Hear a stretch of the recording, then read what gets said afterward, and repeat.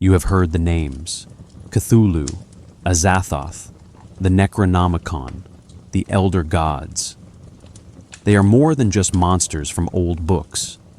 They are pieces of a vast, terrifying puzzle, a hidden blueprint of the universe conceived by one reclusive writer a century ago.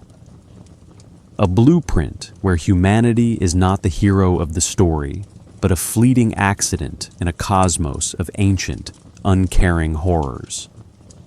This is not a simple monster mythology.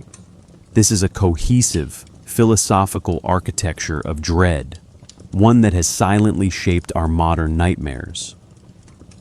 Welcome, everyone. Before we begin, let me know in the comments where you're watching from and what time it is for you right now. There's a reason I'm asking, and it will become clear as we proceed. Today, we are going to assemble that entire blueprint. We will start in the cold, silent voids between galaxies with the outer gods, the mindless, cosmic forces like Azathoth, the blind idiot god whose dream is our reality. We will descend to the ruined worlds and hidden places of the great old ones, like Cthulhu, sleeping priests of a dead empire. We will trace the forbidden knowledge in the ancient texts, meet the otherworldly races that walked the earth eons before man, and follow the terrifying philosophy that binds it all together: cosmic indifferentism. We have 3 hours. We will cover the creation myths, the pantheon, the secret history of Earth, the corrupting power of forbidden knowledge, and the profound, unsettling legacy Lovecraft left behind. A legacy that asks the most disturbing question of all: what if the greatest terror isn't that the universe is out to get us, but that it doesn't even know we exist? This is the complete map to a universe of awe and terror. This is the mythology that redefined horror itself. Let's begin. Howard Phillips Lovecraft was born in Providence, Rhode Island in 1890, into a world that would soon betray every assumption his class and upbringing had taught him to hold sacred. His father descended into madness when Howard was 3, syphilitic psychosis, institutionalized, dead by the time the boy was 8. His mother followed a similar trajectory, her mental deterioration punctuated by episodes where she told young Howard he was hideous, deformed, unfit to be seen. She would be institutionalized in the same facility where his father died. She would die there too. Lovecraft became a recluse by necessity and by temperament. He suffered from what we would now recognize as severe anxiety disorders, possibly agoraphobia, certainly a host of psychosomatic conditions that left him hypersensitive to cold, to heat, to the presence of other human beings. He rarely left Providence. When he did, the experience often triggered physical collapse. His education was fragmented, brilliant in patches, catastrophically incomplete in others. He never attended university. He read obsessively instead: astronomy, chemistry, ancient history, the Arabian Nights, Poe, Dunsany, scientific journals, occult texts. Everything that would later populate his fiction entered through this solitary, voracious reading. He wrote constantly, but published almost nothing of commercial value during his lifetime. His income came from ghostwriting, from revision work for other authors, from a trickle of payments from pulp magazines that printed his stories but never made him famous. When he died in 1937, at 46, from intestinal cancer exacerbated by malnutrition, he believed himself a failure. He left behind no children, no significant estate, no mainstream recognition. What he did leave was a dense network of correspondence, tens of thousands of letters to fellow writers, to fans, to anyone who would engage with him on matters of philosophy, antiquarianism, or the nature of the cosmos. And he left the stories. approximately 60 stories that would be assembled, posthumously, into what later readers would call the Cthulhu Mythos, though Lovecraft himself never used that term. He called it occasionally Yog-Sothothery. He understood he was building something, a linked architecture of fictional dread that his correspondents could contribute to, expand, play within. August Derleth, Robert E. Howard, Clark Ashton Smith, Robert Bloch, they all added to the mythology during Lovecraft's lifetime with his encouragement. He wanted it to grow beyond him. But there is something crucial to understand about Lovecraft's project, something that separates it from ordinary world building. He was not constructing an escapist fantasy. He was articulating a philosophical position that he genuinely held, using the vocabulary of horror fiction because no other vocabulary seemed adequate. Lovecraft was a materialist. He believed consciousness was an accident of matter, that the universe operated according to mechanical laws indifferent to human meaning, that we were cosmically insignificant in both scale and duration. He believed this with the certainty of religious conviction, and it terrified him. The stories are not just stories. They are thought experiments in cosmic pessimism. They are dramatizations of what it might feel like if our intuitive sense of human centrality were suddenly, violently disproven. Every entity in the mythos, every forbidden text, every ruined city, every ancient race exists to demonstrate the same principle. We are incidental. We arrived late to a universe already dense with history we cannot comprehend, populated by intelligences that do not recognize our existence as meaningful. And when they do notice us, we are not opponents. We are curiosities at best, raw material at worst. This is the engine of Lovecraftian horror, not monsters, not tentacles. The philosophical claim that our deepest existential dread, that we do not matter, might actually be true. And Lovecraft spent his entire writing career finding new ways to make that claim viscerally felt. There is a term for what Lovecraft believed, though. He did not coin it himself. Cosmic indifferentism. It appears in his letters, in his essays, woven implicitly through every story he wrote. It is not nihilism, though it resembles nihilism. It is not atheism, though Lovecraft was certainly an atheist. It is something more specific and more disturbing. It is the assertion that the universe does not merely lack inherent meaning. It lacks any mechanism by which human meaning could ever become cosmically significant. Traditional horror operates within a moral framework. Gothic horror gave us vampires and ghosts, but they existed in a universe where good and evil were metaphysically real categories. Even when evil won, it won against the resistance of a moral order. The terror came from transgression, from violation of sacred boundaries. The universe cared that these boundaries were violated. Someone or something was keeping score. Lovecraft's horror dismantles that framework entirely. In his cosmology, there are no sacred boundaries, because there is no one to sanctify them. There is no cosmic justice, no karmic balance, no divine witness. The entities that populate his universe do not hate humanity. Hatred would imply we matter enough to warrant emotion. They are indifferent. We are, at most, an inconvenience. At worst, we are food. But usually, we are simply beneath notice. This is a direct challenge to every mythological and religious system humanity has constructed. Those systems, whatever their other differences, share a common feature.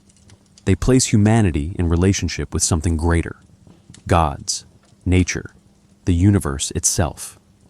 We are punished or rewarded, tested or guided, loved or judged. We are seen. Lovecraft's cosmos does not see us. It does not care if we are virtuous or depraved, brilliant or foolish, heroic or cowardly. Our entire moral and emotional architecture is a local phenomenon, a parochial concern of one species on one planet, with no relevance beyond the narrow slice of space-time we happen to occupy. Lovecraft arrived at this position through his study of modern science, particularly astronomy and evolutionary biology. The scale of the universe, as revealed by early 20th century telescopes, rendered Earth cosmically trivial. The timescales of geology and paleontology rendered human history a blink. Darwin had already displaced humanity from the center of biology. Lovecraft simply took these insights seriously and followed them to their emotional conclusion. If we are the product of blind material processes, if consciousness is an emergent property of matter with no special status, if the universe contains billions of galaxies, each containing billions of stars, many presumably surrounded by planets, some presumably hosting life, perhaps intelligences far older and more capable than our own, then what possible reason do we have to believe the universe was made for us, or that our values have any cosmic standing? This is the philosophy that animates every story. When characters in Lovecraft's fiction encounter the entities of the mythos, they are not encountering evil. They are encountering reality. The horror comes from the recognition that everything they thought they understood about their place in the cosmos was a comforting delusion. The investigators go mad, not because they see monsters, but because they see the truth. We do not matter. We never did. And the universe, in its vast indifference, will continue long after we are gone, entirely unchanged by our having existed. Lovecraft called this cosmicism. Others have called it pessimistic realism. It is in essence an anti-humanism built from scientific materialism and existential dread, expressed through the grammar of horror fiction. And it remains arguably the most disturbing philosophical position ever smuggled into popular culture through genre literature. Lovecraft did not invent cosmic horror from nothing. He was a synthesizer, deeply read in the literary traditions that preceded. Him and his mythology carries the genetic markers of multiple lineages. To understand what Lovecraft built, we must first understand what he inherited and what he transformed. Edgar Allan Poe was Lovecraft's most obvious precursor. Poe pioneered psychological horror, the exploration of madness, obsession, and the fragility of human reason. Stories like The Fall of the House of Usher and The Mask of the Red Death established the principle that horror could be atmospheric rather than event-driven, built through accumulation of detail and pervasive unease. Poe's narrators are unreliable, their grip on reality tenuous, their accounts saturated with dread that exceeds its apparent causes. Lovecraft adopted this narrative mode wholesale. His protagonists are researchers, antiquarians, scholars, rational minds encountering phenomena that dissolve rationality itself. The slow descent into madness, the obsessive documentation of one's own unraveling, the sense that knowledge itself is dangerous. These are Poe's gifts to Lovecraft. But Poe's horror remained fundamentally human scale. His terror emerged from crypts, from ancestral curses, from the guilty conscience or the fevered brain. The universe in Poe's stories is not indifferent. It is gothic, dense with meaning and moral consequence. Death matters. Sin matters. The past reaches forward to claim the present. There is, in Poe, a metaphysical architecture, however dark. Lord Dunsany provided Lovecraft with something different: the dreamscape, the distant realm. the mythology that operates by non-human logic. Dunsany's stories, the gods of Pagana, the Book of Wonder, constructed entire pantheons and cosmologies with the arbitrary certainty of myth. Gods with unpronounceable names ruled over impossible geographies. Time flowed differently, causality bent. And yet these stories were told with absolute conviction, as though the narrator had returned from these realms and was simply reporting what existed there. Lovecraft absorbed this technique completely. His entities have elaborate genealogies. His alien cities have architectural histories. His forbidden texts quote from earlier forbidden texts that themselves reference older authorities. The mythos feels like mythology, ancient, layered, reported rather than invented. Dunsany's universe, however, was fundamentally aesthetic. It was strange and beautiful in equal measure, designed to evoke wonder as much as unease. Lovecraft kept the structure, but inverted the emotional valence. His distant realms are not wondrous. They are hostile to human comprehension. His gods are not mysterious, but mindless. Where Dunsany constructed a fantasy of escape, Lovecraft constructed a nightmare of revelation.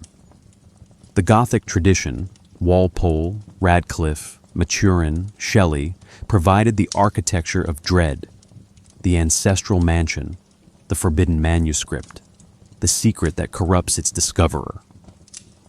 Gothic fiction thrived on the return of the repressed, the past intruding into the present, the revelation of hidden lineages and unspeakable acts.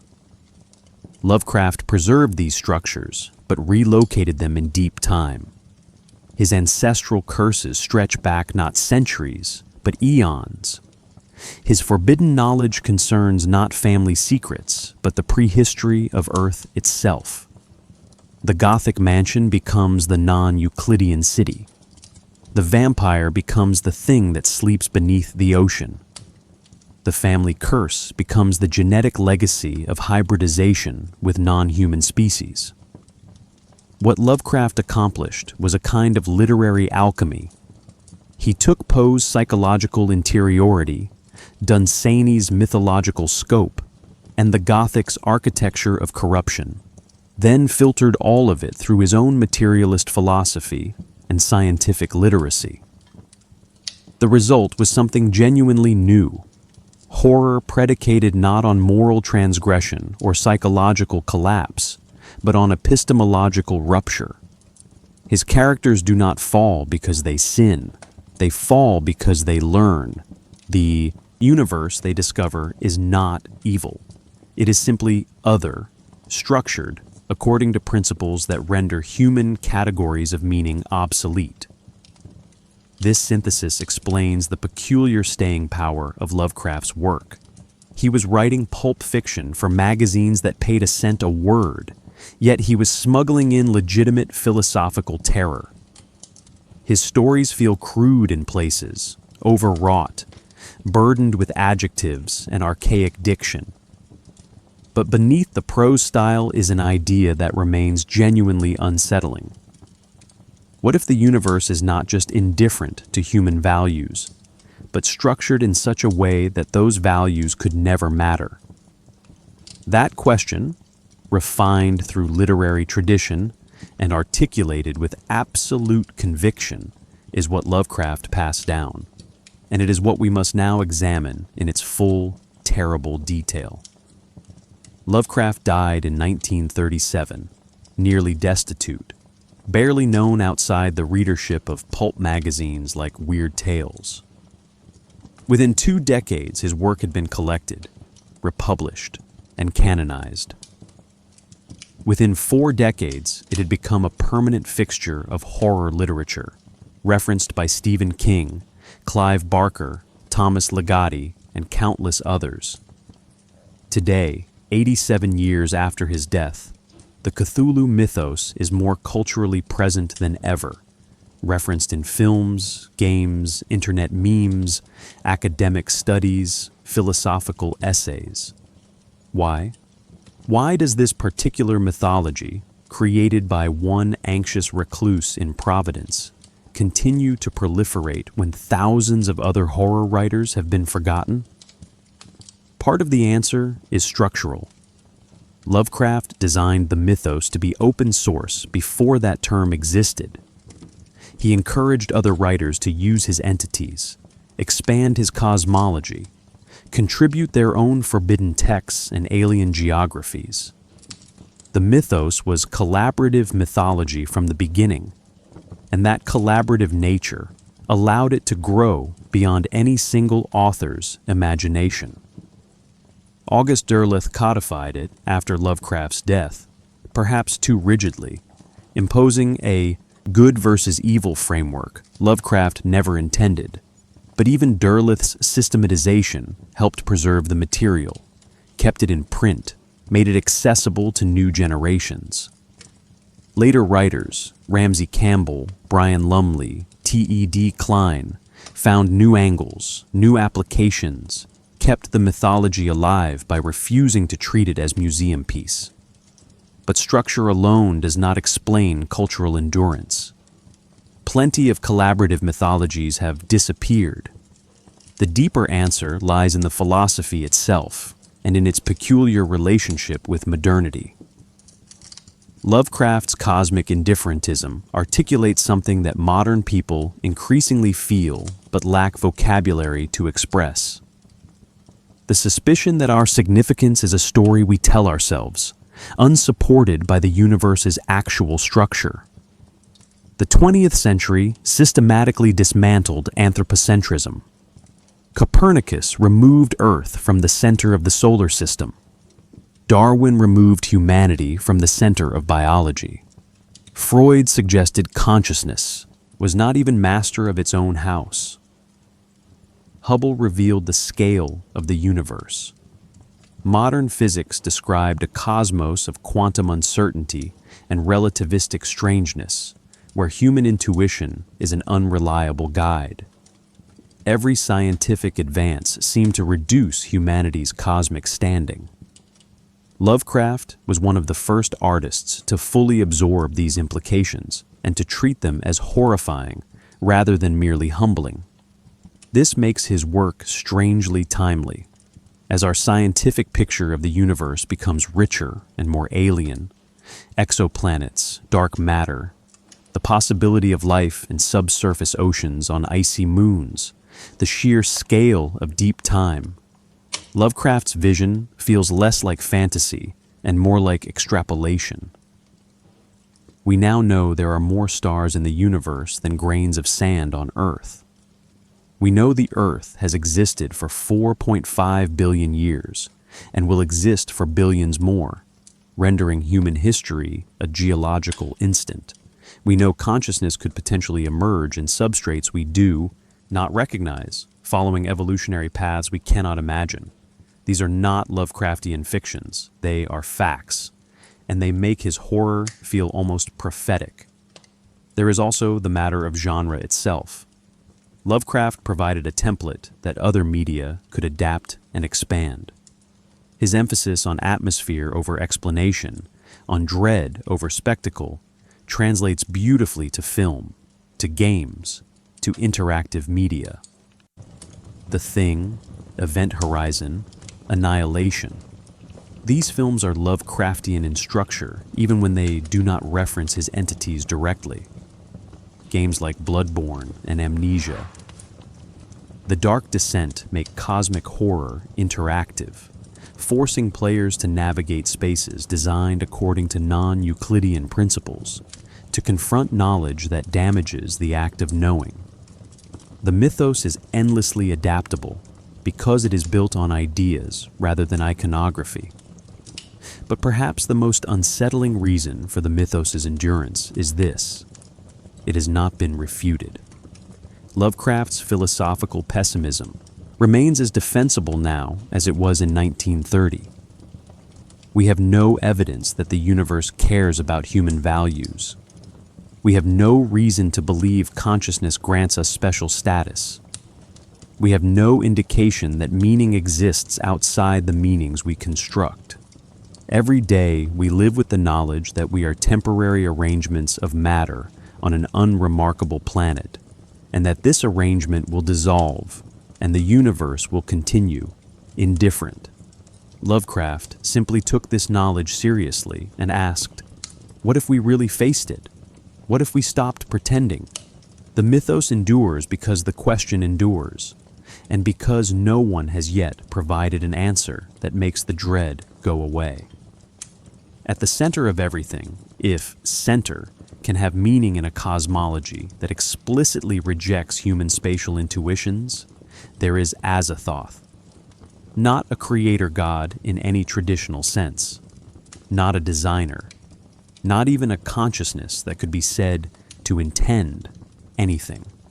Azathoth is described in the fragments of Lovecraft's work where it appears as the blind idiot god, the nuclear chaos, the demon sultan who bubbles and blasphemes at the center of ultimate chaos, surrounded by a court of servitor entities who dance and play flutes to keep it asleep, or pacified, or perhaps simply accompanied in its mindless existence.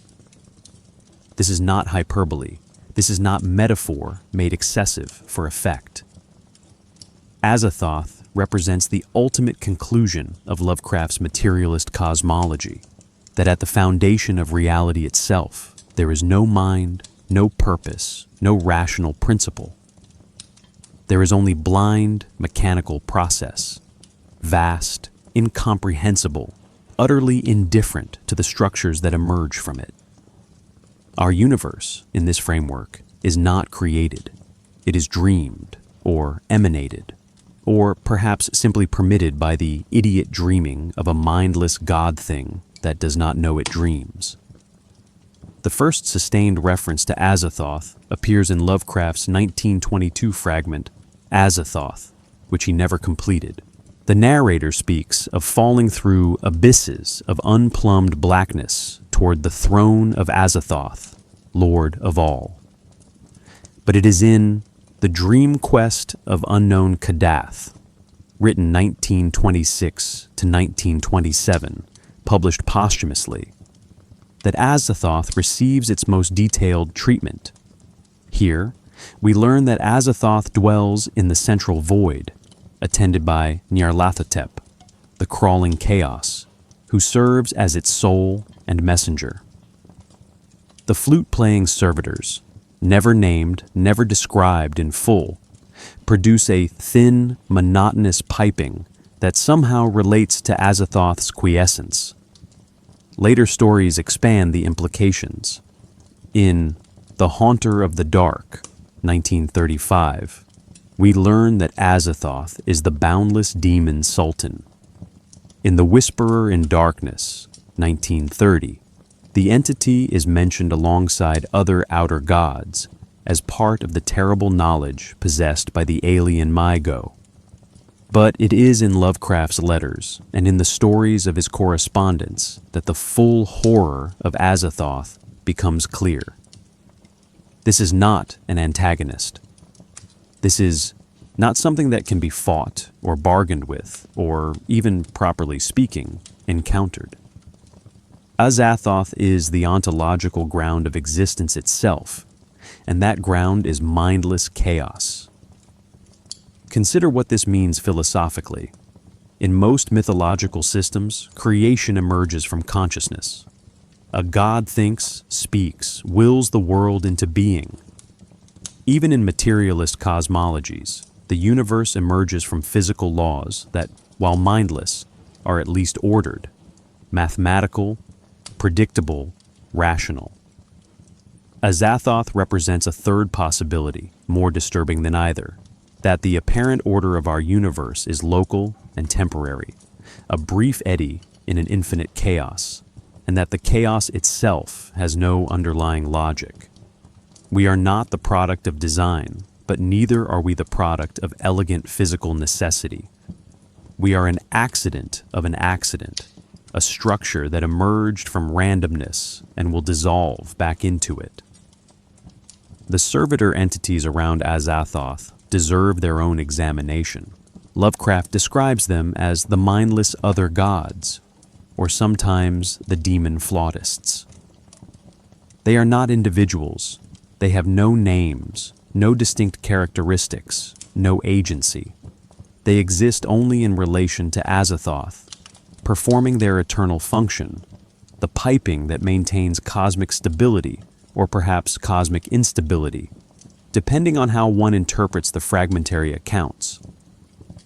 Some commentators have suggested the piping is what keeps Azathoth dreaming, and that if it were to wake, our reality would simply cease. Others argue the piping is the mechanism of emanation itself, the vibration that generates the structure of space-time. Either interpretation arrives at the same conclusion. Our existence is contingent on processes that do not recognize our existence. We persist at the pleasure of entities that have no concept of pleasure, no awareness of what they sustain. This is cosmic indifferentism in its purest form. Azathoth is not hostile. It is not even present in any meaningful sense. It simply is, and in its being, everything else, galaxies, planets, consciousness, meaning, arises as epiphenomenon. There is a particular cruelty in Lovecraft's choice to make the supreme entity of his cosmology not merely indifferent, but mindless. A hostile god could be opposed. An indifferent god could at least be understood as choosing indifference. But a mindless god offers nothing to relate to, no possibility of relationship. It is the ultimate parent who does not know you exist, the ultimate ground that cannot be appealed to because there is no one there to hear the appeal. Azathoth appears rarely in Lovecraft's actual stories, far less frequently than Cthulhu or Yog-Sothoth. But its presence saturates the entire mythos. Every other entity exists downstream from Azathoth. Every act of cosmic horror ultimately traces back to the fact that reality itself emerges from mindless chaos. Characters in Lovecraft's stories fear Cthulhu, flee from the My-Go, go mad when they glimpse Yog-Sothoth. But Azathoth they cannot even properly fear, because to fear requires an object, and Azathoth is less an object than a condition, the condition of existence itself, revealed as fundamentally void of intention. Modern physics sometimes produces descriptions of reality that sound eerily Azathothian. Quantum foam, virtual particles flickering in and out of existence. The possibility that our universe is one bubble in an infinite multiverse governed by varying and perhaps arbitrary physical constants. These are respectable scientific hypotheses, and they share with Lovecraft's vision the unsettling implication that our ordered cosmos might be a local exception to a more fundamental chaos. Lovecraft, writing in the 1920s and 1930s, anticipated by decades the existential vertigo that comes from taking modern cosmology seriously. Azathoth is rarely invoked, rarely worshipped, rarely even mentioned by the human characters who stumble into mythos knowledge. It is too distant, too alien, too far beyond the scale at which human action has meaning. But it is always there, in the background, the ultimate truth that every other horror implies. That beneath everything, there is nothing, no mind, no plan, only the blind piping of chaos and the temporary structures we mistake for permanence. If Azathoth represents the mindless foundation of reality, Yog-Sothoth represents something perhaps more terrible. Cosmic intelligence without humanity, knowledge without limitation, existence without containment. Yog-Sothoth is described in Lovecraft's fiction as coterminous with all time and space, existing simultaneously at every point that has ever existed, or ever will exist. It is the gate and the key, the entity through which travel between dimensions occurs, the living threshold that connects all possible realities. Yog-Sothoth appears more frequently in Lovecraft's work than Azathoth, and always with a specificity that suggests Lovecraft understood this entity with particular clarity. The most sustained treatment comes in The Dunwich Horror, 1928, one of Lovecraft's most explicit confrontations between human investigators and the outer gods. In this story, we learn that Yog-Sothoth can be summoned, or rather, can be brought into partial manifestation through ritual invocation conducted at specific times and places. The horror of the Dunwich Horror centers on Wilbur Whately, the hybrid offspring of a human woman and Yog-Sothoth, and his even more terrible twin brother, a creature too alien to maintain stable form. The story provides our clearest description of Yog-Sothoth's nature. Yog-Sothoth knows the gate. Yog-Sothoth is the gate. Yog-Sothoth is the key and guardian of the gate. Past, present, future, all are one in Yog-Sothoth. This is not merely omniscience in the traditional theological sense. This is something stranger, an entity that does not observe all of time and space from outside, but rather is all of time and space, exists as the structure itself. To encounter Yog-Sothoth is not to meet an entity within the universe, but to brush against the mechanism by which the universe coheres. Lovecraft describes manifestations of Yog-Sothoth as congeries of iridescent globes, clusters of soap bubble-like spheres that multiply and shift. This description appears across multiple stories and has become canonical within the mythos. But the visual description matters less than the metaphysical claim it represents. Yog-Sothoth does not have a body in any conventional sense because it exists in dimensions human perception cannot access.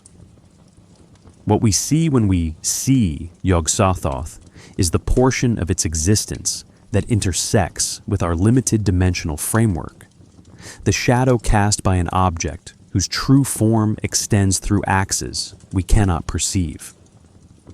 The figure of Yog-Sothoth allows Lovecraft to explore one of his central preoccupations, the horror of complete knowledge.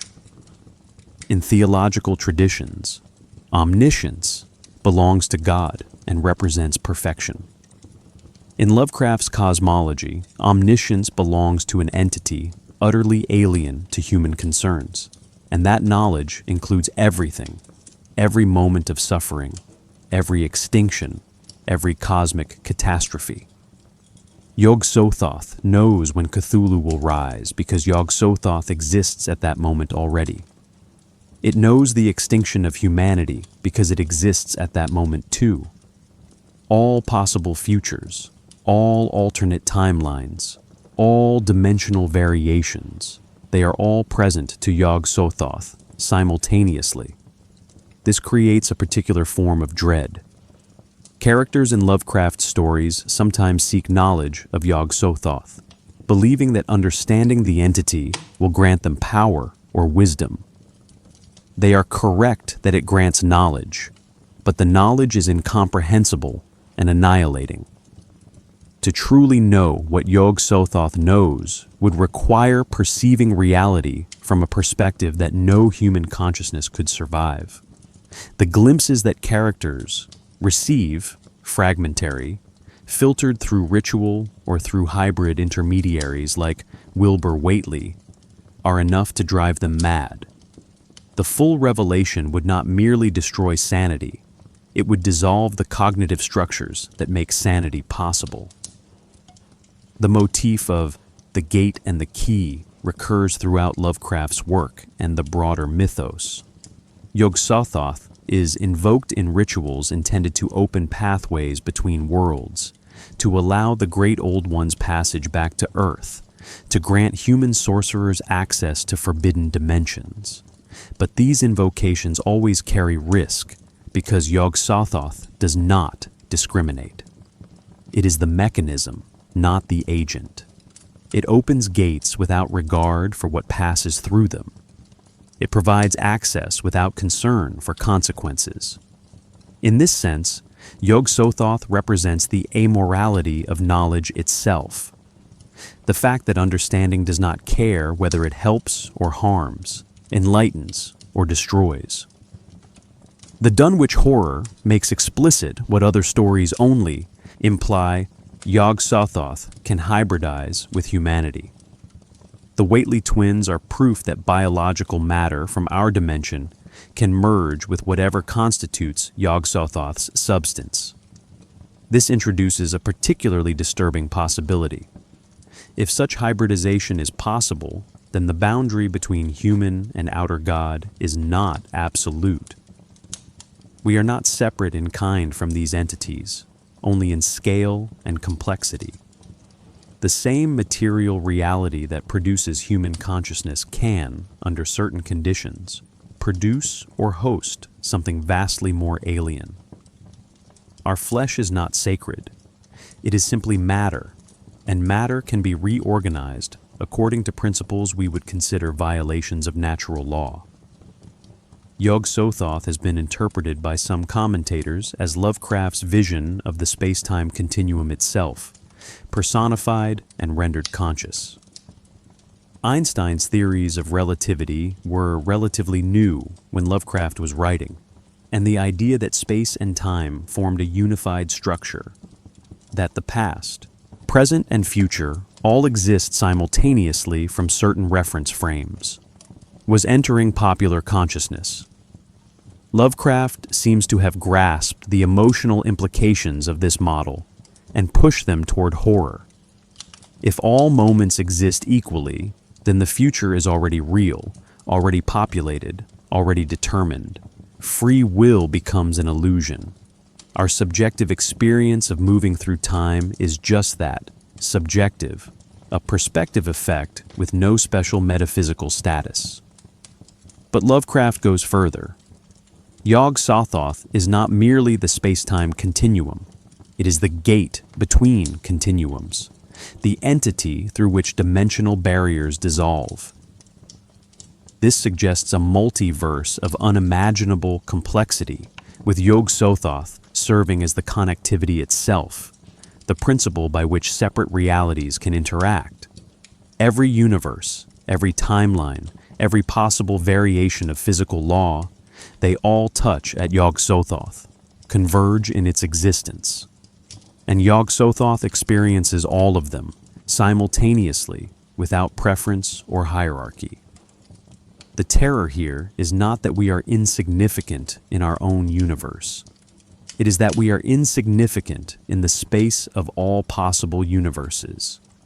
Even if we mattered here, even if our values and achievements had weight within our own dimensional framework, they would still be local, parochial, trivial, when viewed from the perspective of an entity that encompasses all frameworks simultaneously.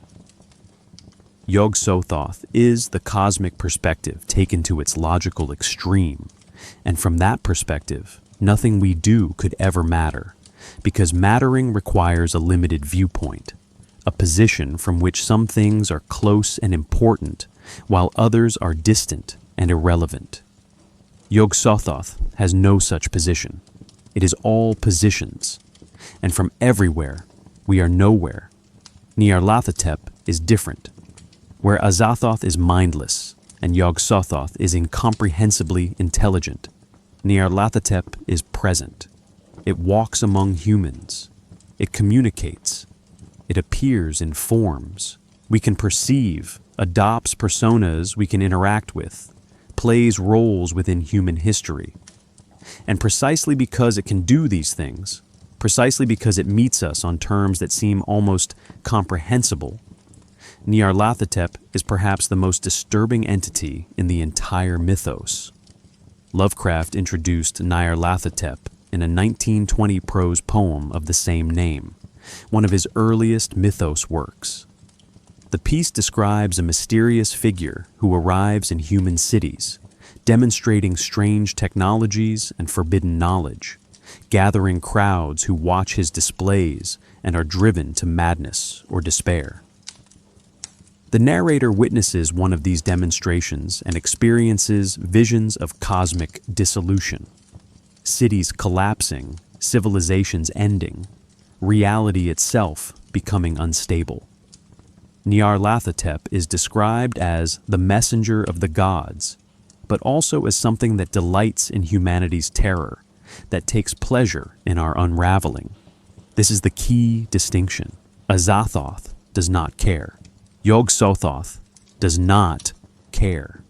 But Nyarlathotep seems to care, not out of love or hate in any human sense, but out of something closer to sadistic curiosity. It is not indifferent to human suffering. It cultivates it. It appears to enjoy watching us confront our cosmic insignificance, our existential fragility.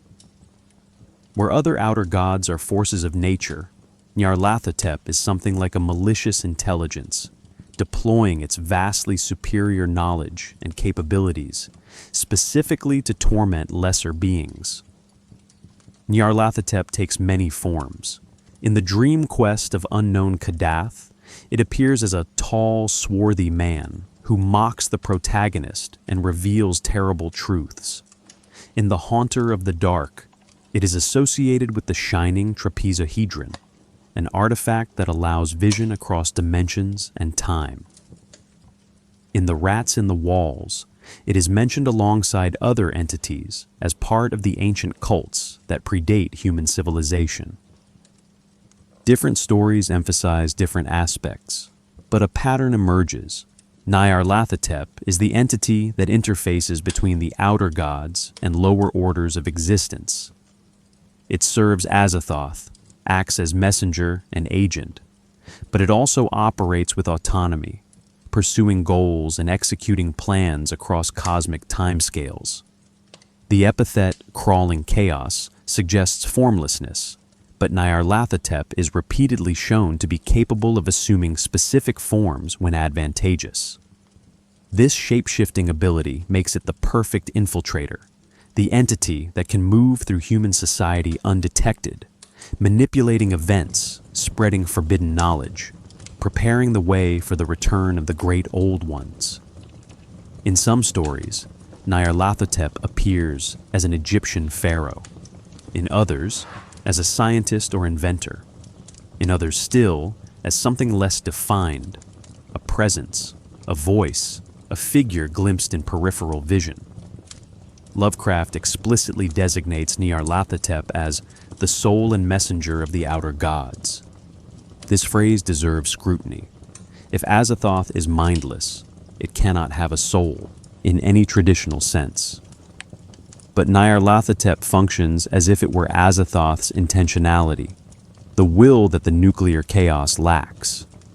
When the outer gods act, when gates open, when realities collide, when ancient beings wake from aeons-long sleep, it is often Nyarlathotep that executes these actions.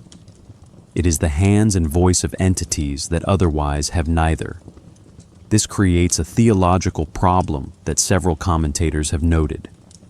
If Nyarlathotep possesses will and intelligence, if it can plan and manipulate and deceive, then it introduces purpose into a cosmology explicitly built on purposelessness. Lovecraft seems aware of this tension. In some stories, Nyarlathotep is described as serving the outer gods mindlessly, despite its intelligence. A slave bound by laws it cannot violate. In others, it seems to possess genuine agency, pursuing its own inscrutable goals. The ambiguity may be intentional.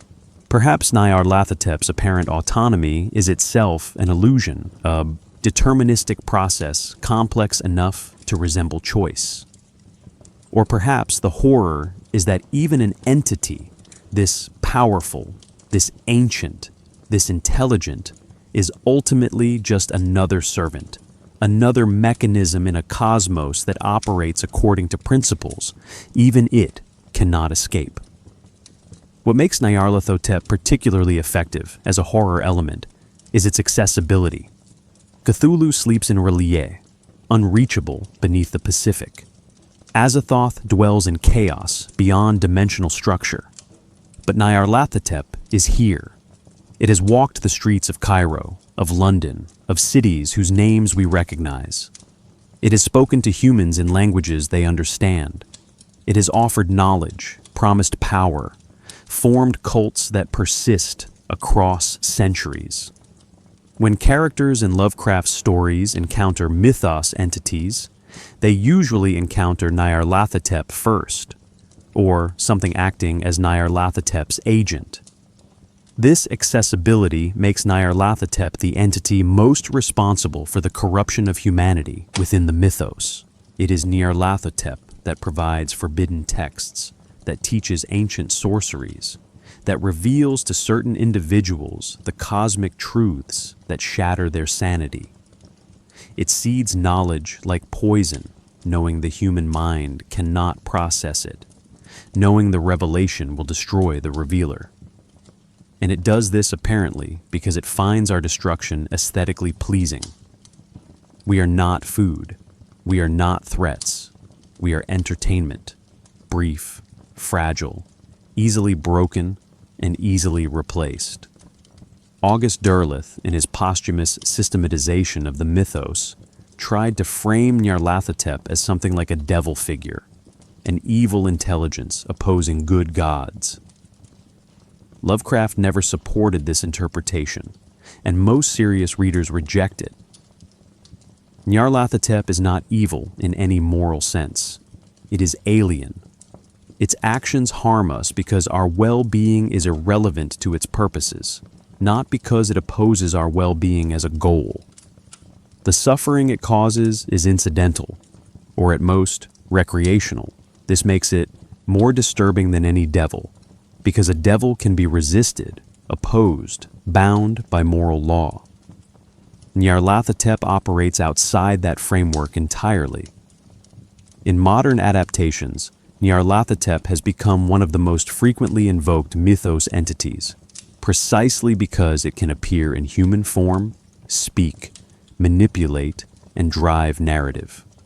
It serves as the face of cosmic horror, the entity that makes the abstract personal.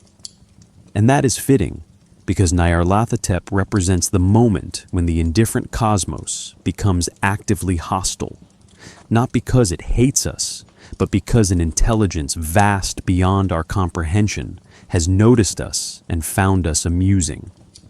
We are not victims of cosmic evil. We are toys of cosmic boredom. And when the game ends, we will be discarded without a second thought. Beyond the primary triad of Azathoth, Yog-Sothoth, and Nyarlathotep, the pantheon of outer gods extends into hazier territory. Entities mentioned in fragmentary references, invoked in rituals, worshipped by cults, but rarely directly encountered or described in detail. These beings form the outer circle of cosmic hierarchy, less central to Lovecraft's own work, but essential to the mythos as it developed through collaborative expansion. They represent different aspects of the same fundamental principle, that the universe is populated by intelligences whose existence and purposes are fundamentally alien to human comprehension. Shub-Niggurath appears in multiple Lovecraft stories, always invoked rather than described. The Whisperer in Darkness provides the fullest treatment, where the entity is called the Black Goat of the Woods with 1,000 young. The name is repeated like a liturgical formula in rituals conducted by the alien Mygo and by human cultists who have made contact with them. But we never see Shub-Niggurath directly. We only see the effects of its worship, the degradation of those who call upon it, the monstrous offspring attributed to it, the sense that this entity represents a principle of twisted fecundity, of reproduction divorced from any recognizable biology. The 1,000 young are mentioned repeatedly, but rarely shown. They are presumably the spawn of Shub-Niggurath, entities or creatures brought forth through some process that mimics birth, but produces results incompatible with terrestrial life. Some commentators have interpreted Shub-Niggurath as representing the horror of uncontrolled biological proliferation, life that reproduces endlessly without purpose, without form, creating variations that serve no function except to exist and spawn further variations. In this reading, Shub-Niggurath is evolution stripped of any teleological comfort, selection without progress, mutation without improvement, just endless, meaningless generation. Later writers, particularly Robert Bloch and Lynn Carter, expanded the role of Shub-Niggurath, often depicting it as a fertility deity worshipped by degenerate cults in primordial forests. These expansions emphasize the entity's connection to earth and vegetation, sometimes portraying it as a dark mirror of nature goddesses from human mythology. But Lovecraft's own usage suggests something less comprehensible, an entity whose fecundity operates according to alien principles, producing forms that have no place in terrestrial ecology and that may not even be biological in any sense we would recognize. Hastur presents a different kind of ambiguity. The name appears in Lovecraft's work, most notably in The Whisperer in Darkness, where it is listed among other entities and places connected to the mythos. But Lovecraft never developed Hastur into a detailed figure. The name came from Ambrose Bierce, who used it in stories written decades before Lovecraft began writing, and from Robert W. Chambers, whose King in Yellow stories created an aura of decadence and doom around the concept.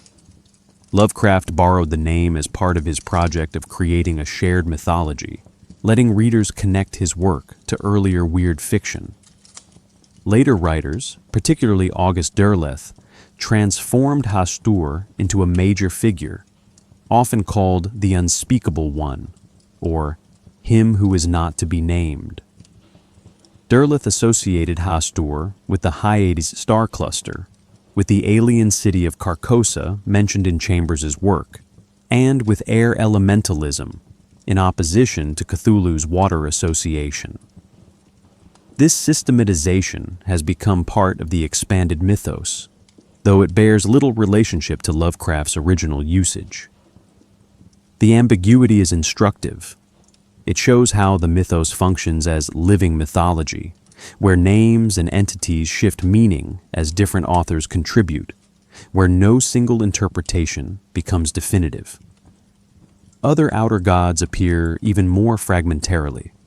Abhoth, the source of uncleanliness, is mentioned in passing, associated with pools of primal filth from which diseased life emerges. Obosathla appears in Clark Ashton Smith's contributions to the mythos, described as a protoplasmic mass from which all terrestrial life descended.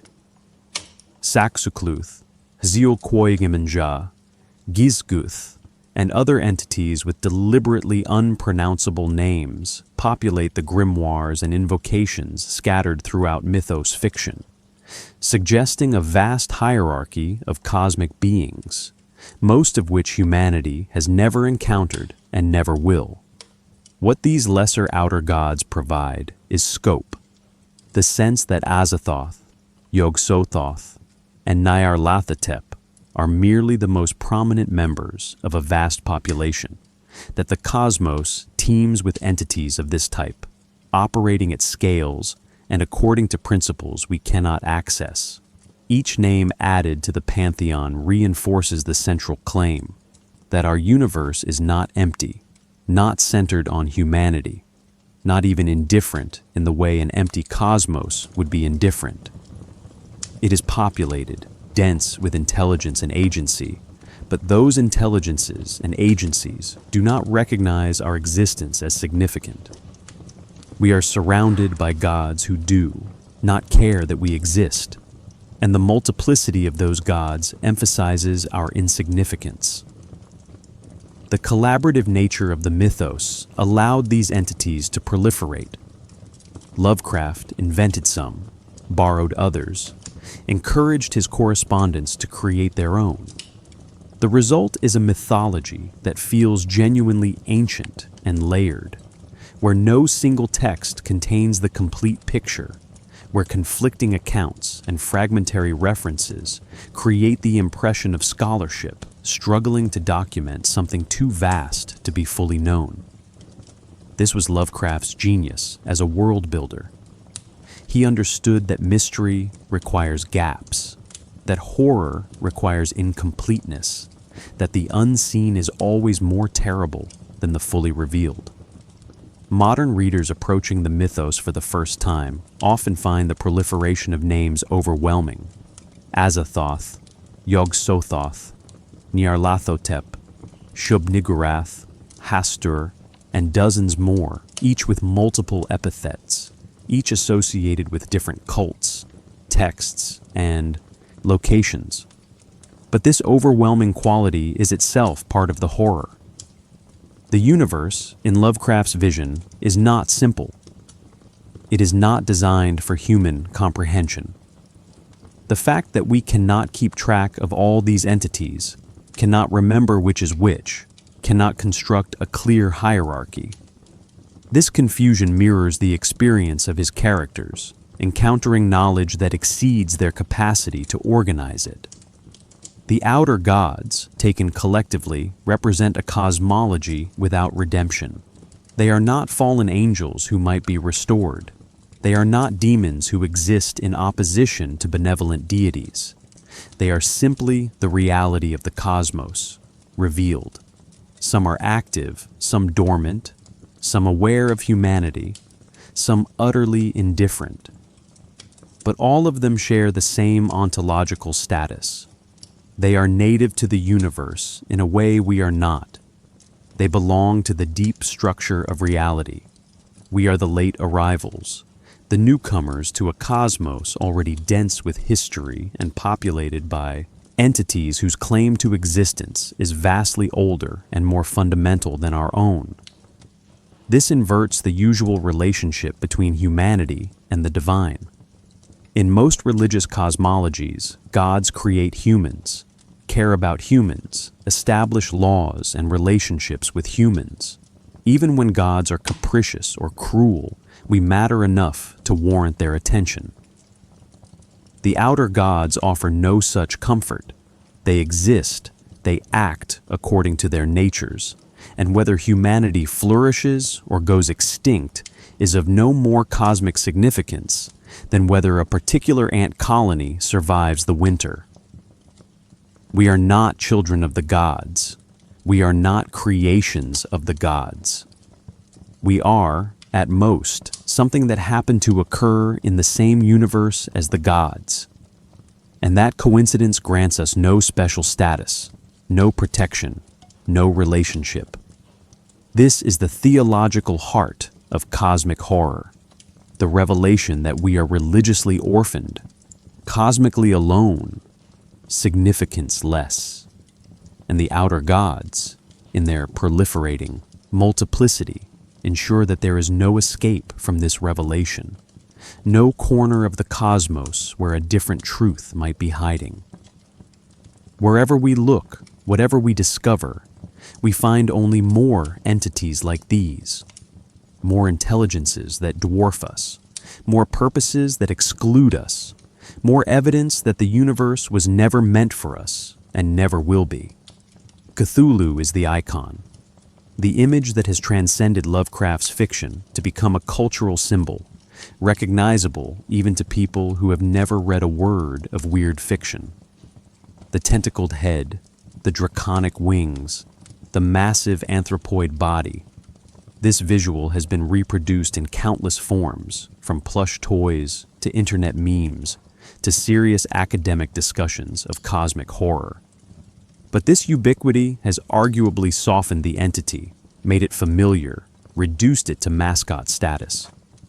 To understand what Cthulhu represents within the mythos, we need to strip away the cultural accumulation and return to Lovecraft's original presentation. The Call of Cthulhu, written in 1926 and published in 1928, remains Lovecraft's most famous story. It is structured as a manuscript discovered after the narrator's uncle dies, a compilation of 3 seemingly unrelated accounts that gradually reveal a disturbing pattern. The first account describes a bas-relief sculpture created by a sensitive artist who experienced strange dreams in March 1925. Dreams of a vast city of cyclopean architecture and a terrible entity rising from the ocean. The second account documents a meeting of a scholarly society investigating ancient cults, where a Louisiana police inspector describes a raid on a voodoo ceremony in the swamps. The cultists worshiped something called Cthulhu, spoke of a drowned city called R'lyeh, and chanted phrases in an unknown language. Finglui magluwenaf Cthulhu R'lyeh Gahnagulftagen, which translates as, "In his house at R'lyeh, dead Cthulhu waits dreaming." The third and most harrowing account comes from a Norwegian sailor, the sole survivor of a ship that accidentally discovered R'lyeh when the city briefly rose from beneath the Pacific Ocean during a period of unusual seismic activity. The description of R'lyeh is one of Lovecraft's most sustained exercises in architectural horror. The geometry is wrong. Angles don't meet as they should. Perspectives shift impossibly. The stone blocks are massive beyond any human construction, suggesting builders of enormous scale. And at the center of this nightmare city stands a sealed door which the sailors inadvertently open. What emerges is Cthulhu. Lovecraft's description deserves full quotation. A mountain walked or stumbled. The thing cannot be described. There is no language for such abysms of shrieking and immemorial lunacy, such eldritch contradictions of all matter, force, and cosmic order. A pulpy, tentacled head surmounted a grotesque and scaly body with rudimentary wings. The entity is vast, physical, and utterly alien. It pursues the fleeing sailors.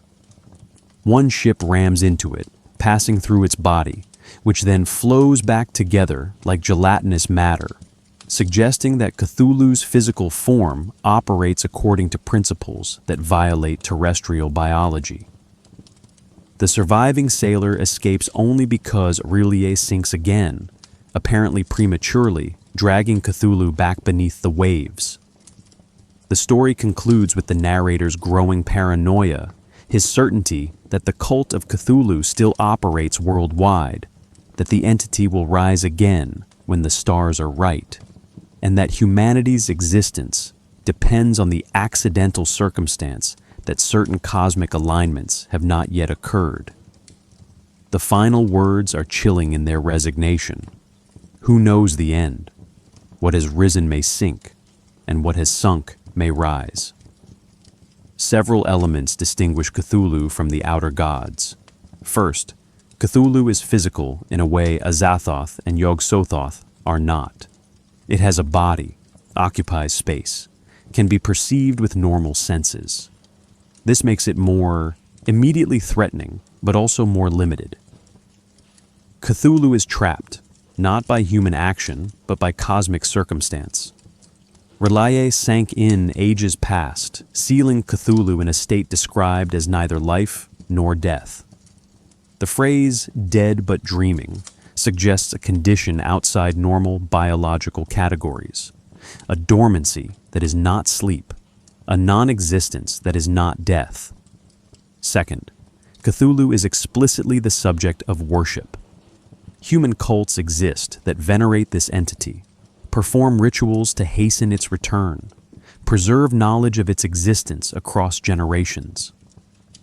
The cultists in Louisiana tell the police inspector that when the stars were right, they could plunge from world to world through the sky. But when the stars were wrong, they could not live. This introduces an astrological or astronomical determinism, the idea that cosmic alignments govern when entities like Cthulhu can manifest fully in our dimension. We exist in a temporary period when those alignments are unfavorable, but alignments change. Third, Cthulhu is historically situated. It is not eternal in the way the outer gods are eternal. The story reveals that Cthulhu came to Earth from the stars, along with its spawn, in the unimaginably distant past. They built cities. They ruled. They were worshipped by things that preceded humanity. Then came some catastrophe. The story calls it the waters of the earth, or the geometric relation of angles changing, that trapped Cthulhu in Arlia. This positions Cthulhu as a colonizer, an entity from elsewhere that arrived, dominated, and was then confined by forces it could not control. The cult testimony provides additional disturbing details. Cthulhu and its kind were not composed altogether of flesh and blood. They had shape, but that shape was not made of matter. When the stars were right, they could plunge from world to world through the sky. This suggests that what the sailor saw was not Cthulhu's true form, but rather a physical manifestation limited by the constraints of our dimension. The real Cthulhu exists partially outside conventional space, explaining why the ship could pass through its body. What appeared solid was merely the portion of Cthulhu that intersected with three-dimensional space. Lovecraft never wrote a sequel to The Call of Cthulhu, though he referenced the entity in later stories. Other writers expanded the role of Cthulhu within the mythos, often depicting it as the most powerful or significant of the great old ones. But in Lovecraft's own work, Cthulhu is representative rather than unique, an example of a type of entity, not the supreme exemplar. There are others like it, equally ancient, equally imprisoned, equally waiting for conditions that will permit their return. The dreams that sensitive individuals experience in the story serve a crucial function. They suggest that Cthulhu's consciousness operates even while it is sealed in Arlie, that its thoughts can leak out and influence human minds across vast distances. Artists, poets, visionaries, people whose minds are perhaps more porous to unusual stimuli, become receivers for these transmissions. They dream of alien geometries, feel compulsions to create images they don't understand, experience psychological disturbances correlated with seismic activity around Arlia. This makes Cthulhu not merely a physical threat, but a psychic one, an entity whose mere existence exerts pressure on human consciousness. The phrase, "when the stars are right," has become one of the most repeated in the mythos, but its meaning remains ambiguous. Does it refer to literal stellar alignments, astronomical configurations that affect the permeability of dimensional barriers? Does it refer to geological conditions on Earth, the specific arrangement of continental plates or oceanic currents? Does it refer to something more abstract, conditions of cosmic law that vary over vast timescales? Lovecraft never clarifies, and the ambiguity is effective. We don't know when the stars will be right again. We only know that they will be eventually, and that when that moment comes, what has been sealed will be unsealed. Cthulhu represents a particular form of horror, the horror of the temporary reprieve. We are not safe because we are strong, or because we have defeated the threat, or because some benevolent force protects us. We are safe by accident because of conditions we did not create and cannot maintain. Our civilization exists in a geological and astronomical moment that happens to be unfavorable to Cthulhu's manifestation. When that moment ends, we end with it. And there is nothing we can do to prevent this conclusion. We cannot negotiate with Cthulhu. We cannot appease it. We cannot even reliably avoid thinking about it, because it sends its dreams regardless of our will. The cult of Cthulhu introduces another disturbing element: human complicity. The cultists actively work toward the return of an entity that will end human civilization. They are not deceived about this. They know what Cthulhu is, know what its return will mean, and they celebrate it. Some worship out of atavistic compulsion, descendants of races that served the old ones in prehistory. Others worship out of nihilistic conviction, believing that humanity's extinction is cosmically appropriate. Still others seem to worship out of sheer aesthetic attraction to the sublime horror of Cthulhu's existence.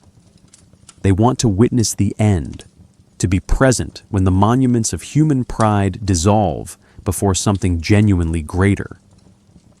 This cultist mindset reflects back on Lovecraft's own philosophical position. If cosmic indifferentism is true, if humanity really is insignificant and our extinction inevitable, then perhaps the only authentic response is to accept this reality, even embrace it. The cultists are the only honest characters in The Call of Cthulhu.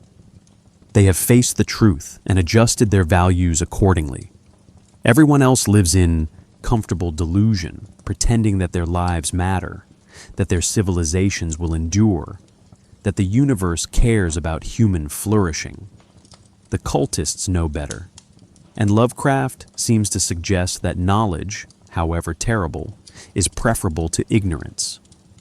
Cthulhu has become the public face of Lovecraftian horror, which creates both opportunities and distortions.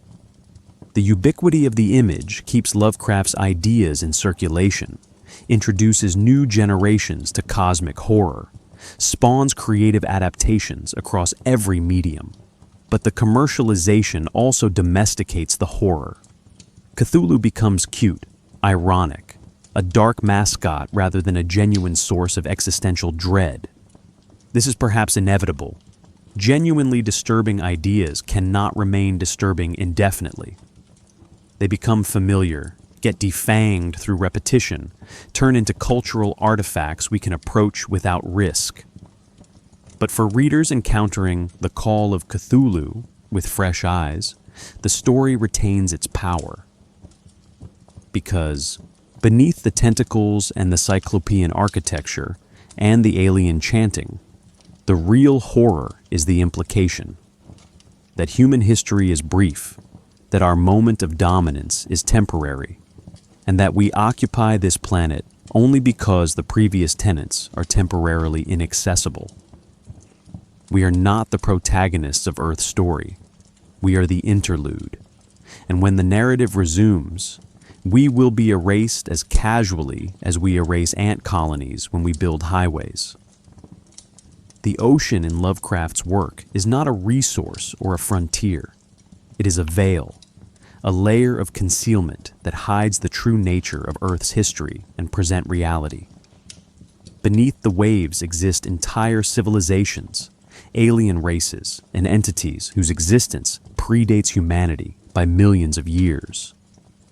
The deep ones represent one of Lovecraft's most sustained explorations of this submarine horror, and the implications they carry, particularly regarding hybridization with humanity, make them among the most disturbing elements of the mythos.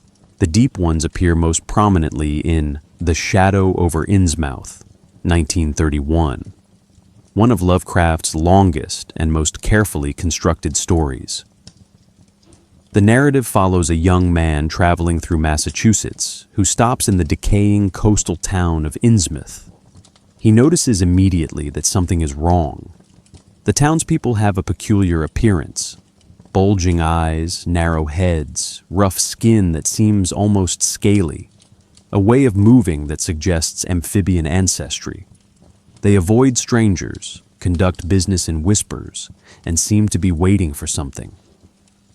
Through conversations with an elderly drunk who has retained some human appearance, the narrator learns Innsmouth's history. Decades earlier, a sea captain named Obed Marsh discovered a Polynesian island where the natives worshipped strange deities from the ocean depths. These entities, called the Deep Ones, could be summoned through ritual and would provide abundant fish catches and curious gold artifacts in exchange for sacrifices. When Marsh returned to Innsmouth and his business began to fail, he introduced this worship to his hometown, founding a secret society called the Esoteric Order of Dagon. The Deep Ones are described as bipedal, but fundamentally fish-like, with webbed hands and feet, gills, scales, and bulging eyes adapted for deep-sea vision. They are intelligent, capable of speech, and essentially immortal.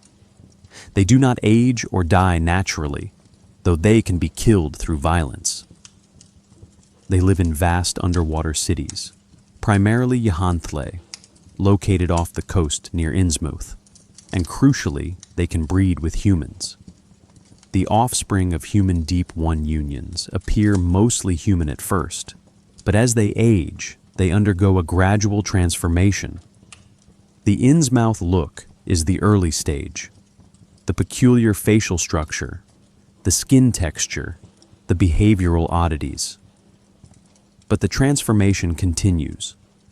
Eventually, typically in their 30s or 40s, individuals with Deep One ancestry feel an irresistible compulsion to enter the ocean.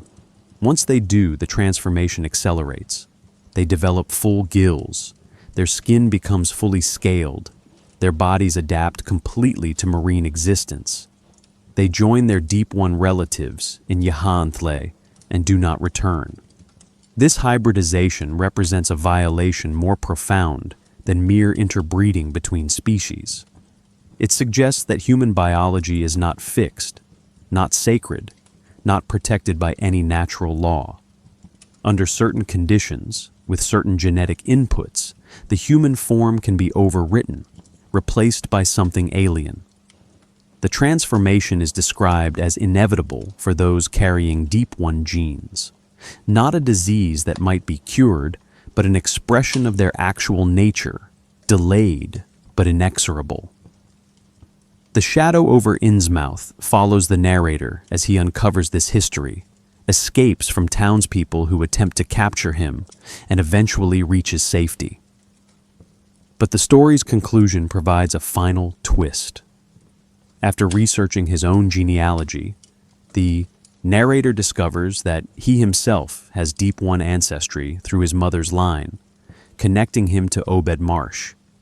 He begins to notice changes in his own appearance, feels growing attraction to the ocean, experiences dreams of Yhanthle. The story ends with his acceptance of this fate. I shall plan my cousin's escape from that Canton madhouse, and together we shall go to marvel-shadowed Innsmouth. We shall swim out to that brooding reef in the sea and dive down through black abysses to Cyclopean and many-columned Yhanthle, and in that lair of the Deep Ones we shall dwell amidst wonder and glory forever. This conclusion inverts the expected horror narrative. The protagonist does not defeat the threat. He does not escape. He recognizes that he is part of what he feared, that his human identity was temporary, that his true nature was always something other. And he embraces this transformation, reframes it from curse to destiny. This acceptance is more disturbing than any amount of visceral horror because it suggests that human identity itself might be unstable, that what we think of as our essential selves might be merely a phase, a larval stage before metamorphosis into something we would currently consider monstrous. Dagon appears in multiple stories, but is most fully treated in Lovecraft's 1917 short story Dagon, one of his earliest mythos pieces.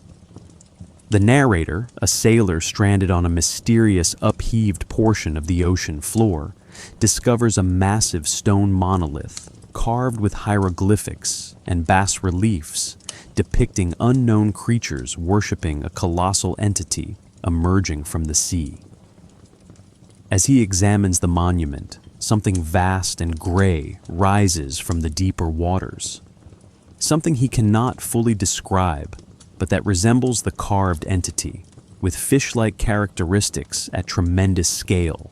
Dagon is sometimes described as a deep one of unusual size, sometimes as a separate entity worshipped by the deep ones, sometimes as a title rather than an individual being. The ambiguity is characteristic of Lovecraft's approach. He provides fragments, contradictory accounts, suggestions rather than definitive explanations. What remains consistent is that Dagon represents oceanic intelligence and power, an entity or category of entity that predates human civilization, and that human sailors encounter at their peril.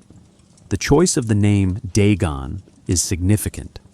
It references the ancient Philistine deity mentioned in the Old Testament, often depicted with human and fish characteristics. Lovecraft secularizes this mythology, treating Dagon not as a false god, but as a misidentified real entity, something that ancient peoples encountered and attempted to worship despite not understanding what it actually was. This technique, reinterpreting religious and mythological material as garbled accounts of mythos entities, recurs throughout Lovecraft's work. It suggests that human mythology is not invention, but corrupted memory, that our oldest stories preserve fragmentary knowledge of realities we can no longer fully access. The Deep Ones and Dagon together create a comprehensive ocean-based horror system. The Deep Ones are the population, the civilization beneath the waves. Dagon, or multiple beings called Dagon, represents the leadership or the divine principle that the Deep Ones worship. And above both, though rarely mentioned in the Deep One stories, looms Cthulhu in Relié, suggesting a hierarchy of submarine entities with Cthulhu at the apex. This hierarchy implies a complete alternate history of Earth. While humanity evolved on land and developed our surface civilizations, the oceans hosted other developments. Cities of coral and stone built by beings adapted to pressure and darkness. Societies following non-human organizational principles. Worship of entities we never encountered. The two developments proceeded in parallel, occasionally intersecting when humans ventured too far into the wrong waters, or when the Deep Ones approached shorelines for purposes of their own. The Innsmouth hybrids represent these intersections. They are the overlap between two separate evolutionary and cultural trajectories. Individuals who belong fully to neither world, but carry genetic and spiritual allegiance to both. This creates the story's deep discomfort. We expect monsters to be clearly other, clearly separate from humanity. But the hybrids are not separate. They are family members, neighbors, the person you pass on the street. The boundary between human and inhuman is revealed to be permeable, negotiable, crossable through processes as mundane as sexual reproduction. Later writers have expanded the Deep One mythology, sometimes depicting complex political structures in Yog-Sothoth, sometimes describing conflicts between different Deep One cities, sometimes introducing other hybrid communities beyond Innsmouth. These expansions develop Lovecraft's implications. If one coastal town made a pact with the Deep Ones, why not others? If Yog-Sothoth exists, why not dozens or hundreds of similar cities scattered across the ocean floors worldwide? The surface world remains ignorant because humans don't venture into the deep trenches where these civilizations thrive, and because the occasional witness who does return is dismissed as mad or simply disappears. The environmental implications deserve note. Lovecraft wrote The Shadow over Innsmouth in 1931, long before contemporary concerns about ocean ecology and climate change. But the story's premise, that the oceans hide vast populations and that human activity on the surface is essentially irrelevant to what transpires below, resonates differently now. We know the oceans are not empty. We know they contain ecosystems of tremendous complexity that we barely understand. We know that the vast majority of ocean volume remains unexplored, unmapped, unobserved. The possibility that intelligence might exist in those depths, operating according to its own imperatives, indifferent to or hostile to human presence, is no longer pure fantasy. It occupies an uncomfortable space between fiction and plausible speculation. The horror of the deep ones is ultimately the horror of replacement. They are not trying to conquer humanity through war. They are diluting us through interbreeding, creating hybrid populations that will gradually shift their allegiance from land to sea. Given enough time, given sufficient genetic infiltration, the human population of coastal regions might become majority hybrid, might experience the same inevitable pull toward the ocean that the narrator of The Shadow over Innsmouth experiences. And this process would not require violence or even visibility. It would simply happen, generation by generation, as human biology absorbed and expressed genes that carry ancient oceanic imperatives. This is replacement as biological process, invasion as gradual genetic assimilation, and Lovecraft suggests it might already be underway, invisible to us because we don't recognize the signs, because the early stages of transformation are subtle enough to pass unremarked. How many coastal families carry recessive Deep One traits? How many individuals experience strange dreams of underwater cities and dismiss them as imagination? How many feel inexplicable attraction to the ocean, stand at shorelines feeling a pull they cannot name, and never realize they are hearing the call of Yahantle? These questions have no answers within the stories, and that absence of resolution is deliberate. The deep ones represent ongoing horror, not concluded threat.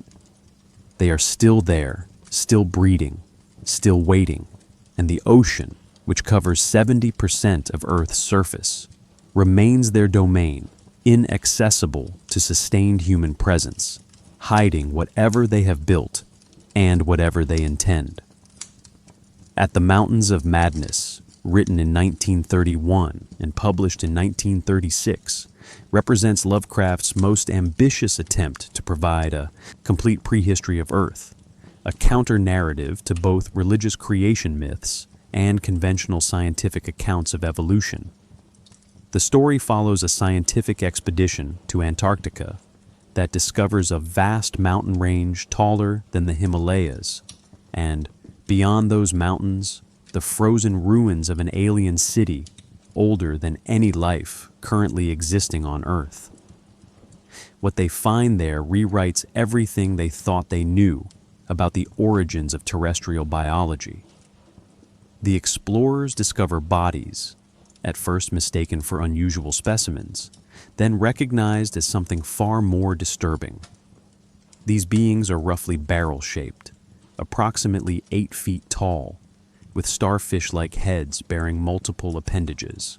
They have 5 main tentacle clusters arranged radially around their bodies, wings that suggest they could once fly, and a biological structure unlike anything in the known fossil record. Analysis reveals they are not native to Earth. They came from space, arriving hundreds of millions of years ago, and they built the city whose ruins the expedition has discovered. These entities are named in the story the Elder Things, or the Old Ones, distinct from the Great Old Ones like Cthulhu. The city they built is colossal, composed of massive stone blocks fitted together with impossible precision, featuring architecture that combines organic curves with geometric angles in ways that disturb human perception. The buildings are covered in bas-reliefs, carved historical records that the expedition's scholars gradually learn to read. And those carvings tell a story that undermines every assumption about Earth's biological history. The Elder Things arrived on Earth more than 1 billion years ago, when the planet was young and lifeless.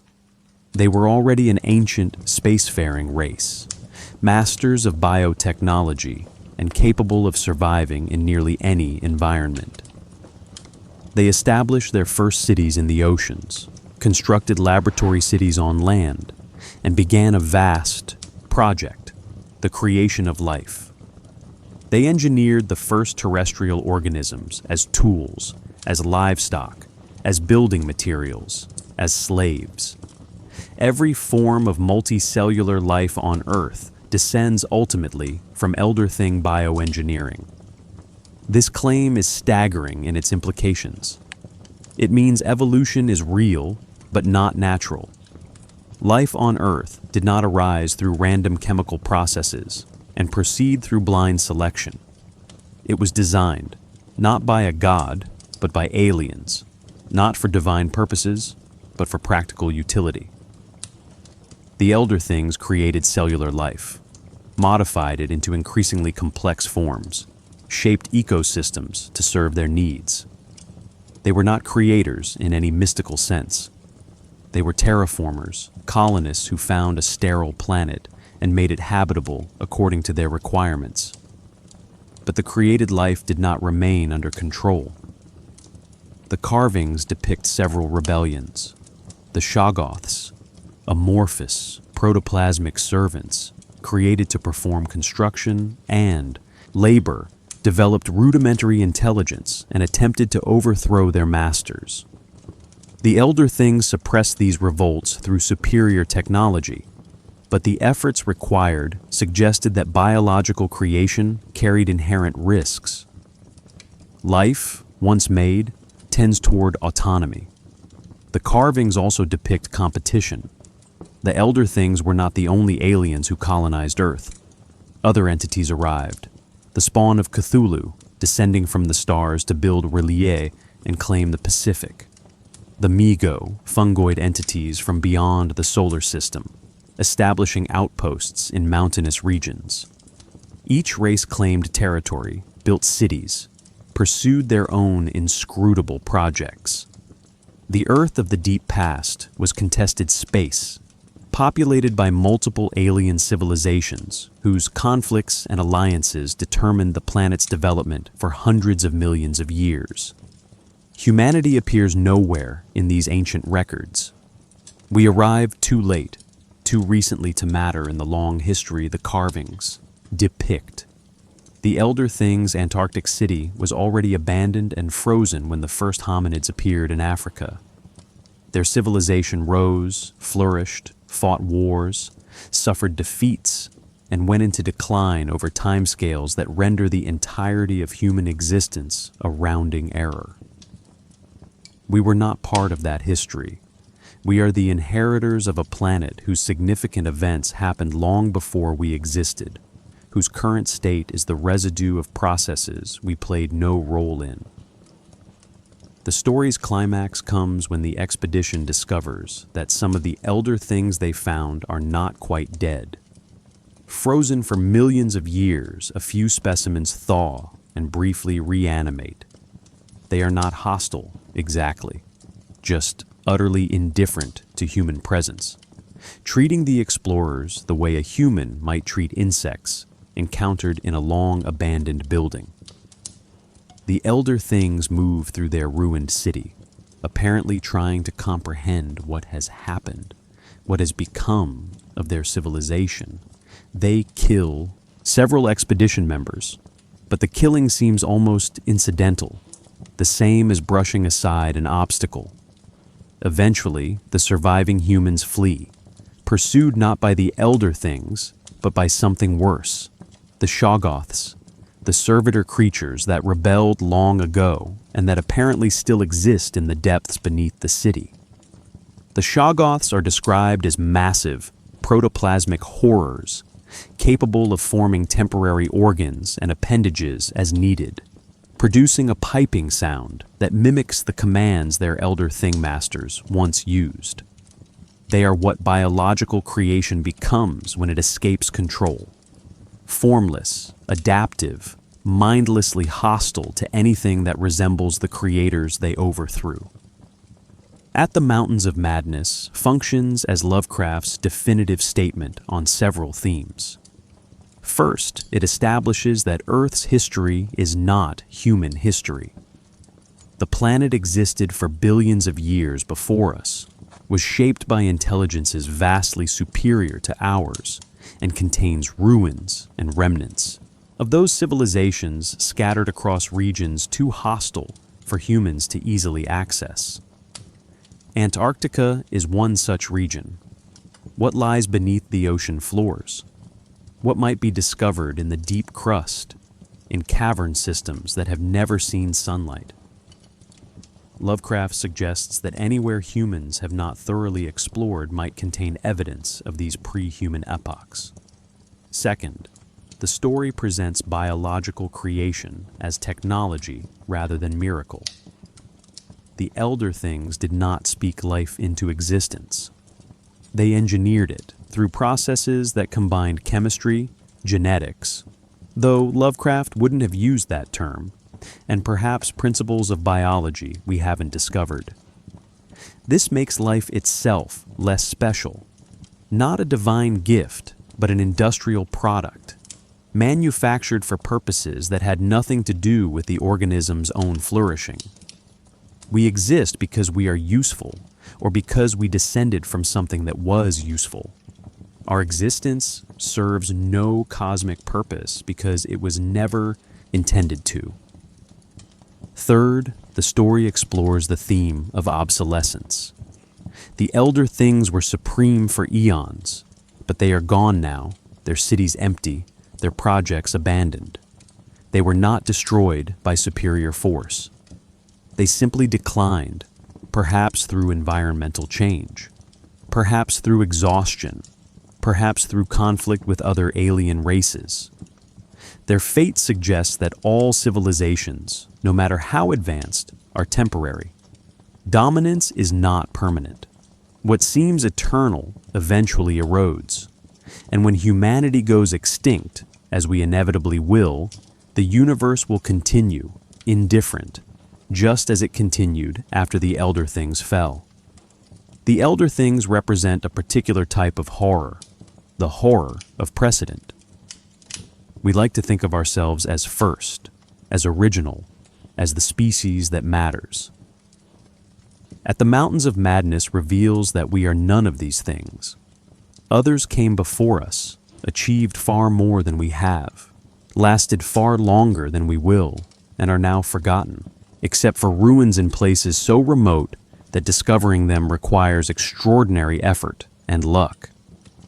We are not even the dominant species of our own planet's history. We are recent, derivative, and temporary. This realization breaks something fundamental in the characters who witness it.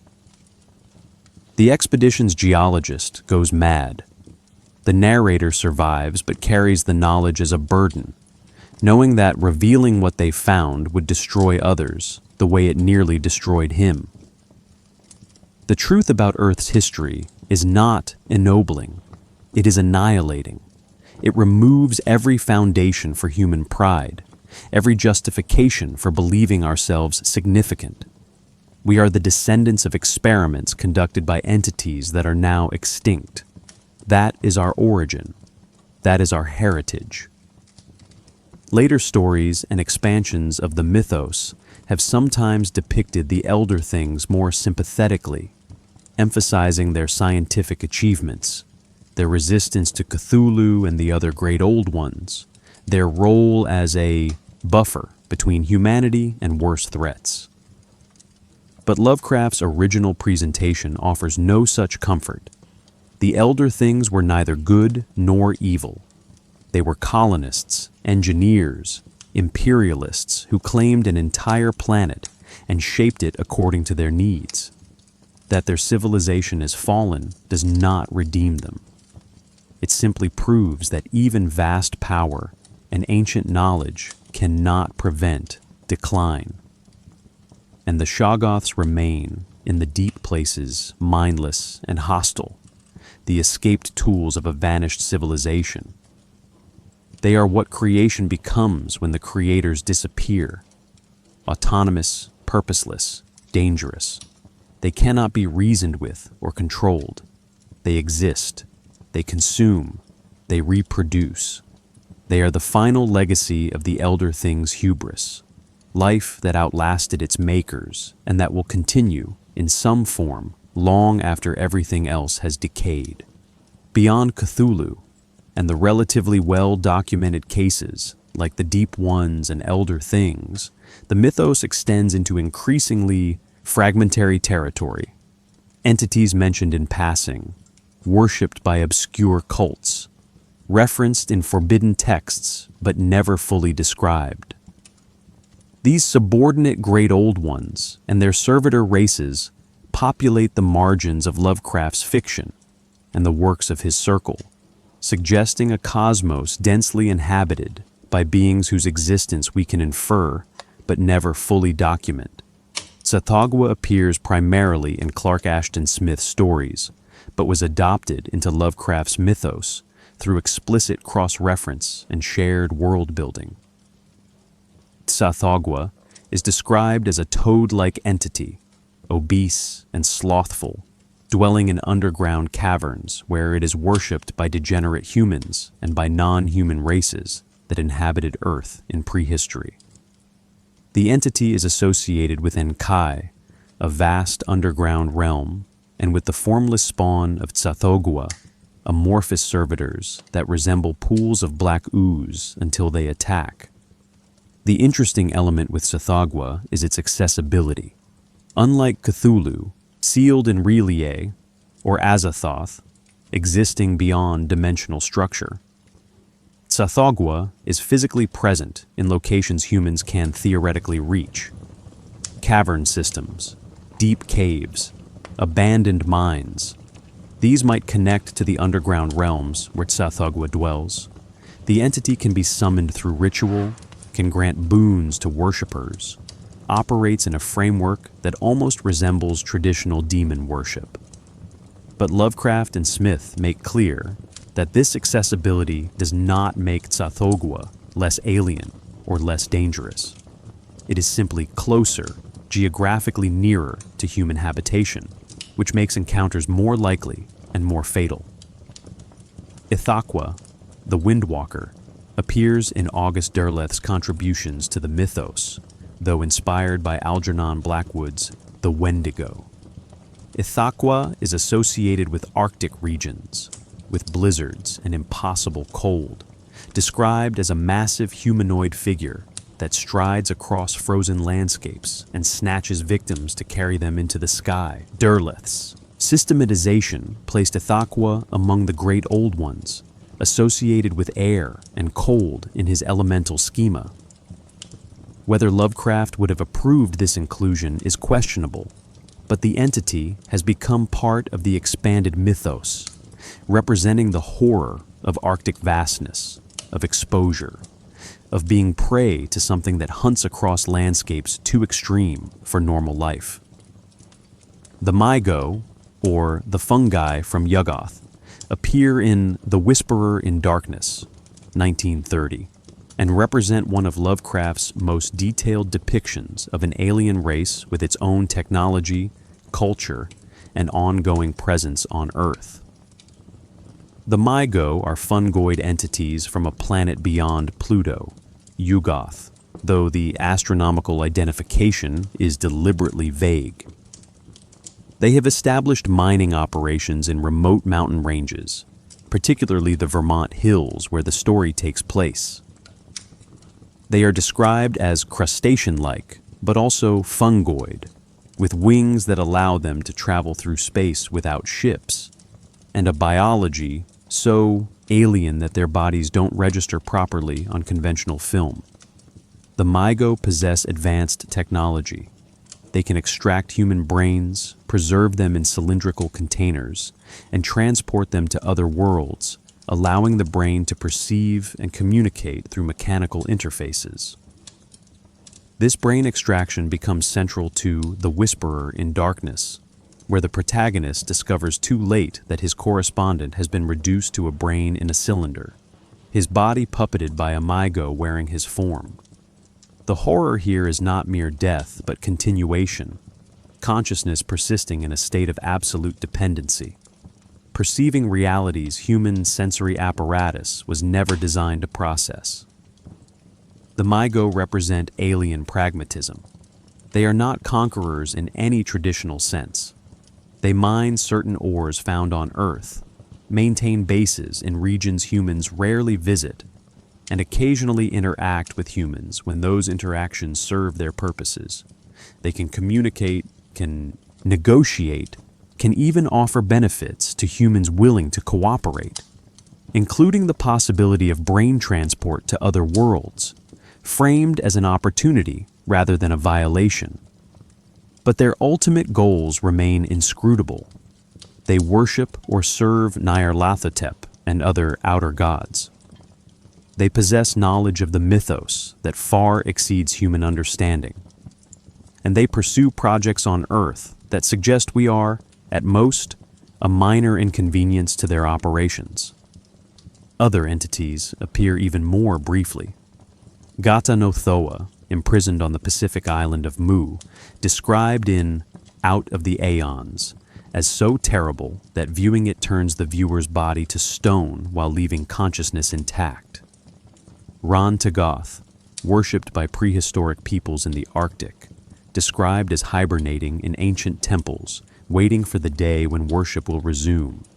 Faun, the horror from the hills, an elephant-headed entity from the Himalayas. Each of these appears in one or two stories, receives limited description, but contributes to the overall sense that the mythos is vast, that every remote region might host its own local horror, that the great old ones are numerous enough that cataloging them all would be impossible. The Starspawn of Cthulhu deserves separate mention.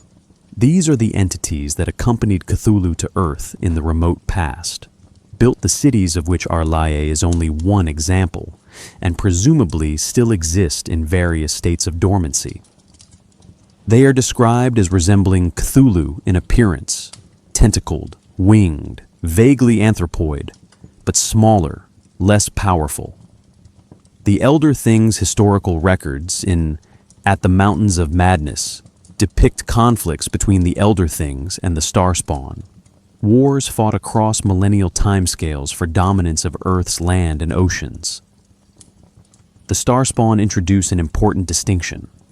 They are not unique entities like Cthulhu itself. They are a species, or perhaps a category of entities, numerous enough to form armies, to colonize multiple worlds, to prosecute extended campaigns. This suggests that Cthulhu is not alone, that entities of similar type exist elsewhere in the cosmos, possibly in vast numbers. Earth may be one colony among thousands or millions that Cthulhu's kind has seeded across the universe. When the stars are right and Cthulhu rises, it might not act alone. The full force of its species might manifest, a cosmic invasion delayed by astronomical factors, but inevitable once those factors align. This proliferation of entities, great old ones, servitor races, hybrid populations, starspawn, dimensional intruders, creates a cumulative effect more disturbing than any single monster could achieve.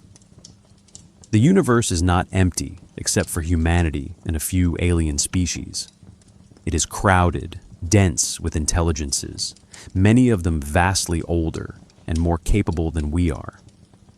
They exist in the ocean depths, in underground caverns, on remote islands, in mountain ranges, in dimensions adjacent to our own, on distant planets, in the gulfs between stars.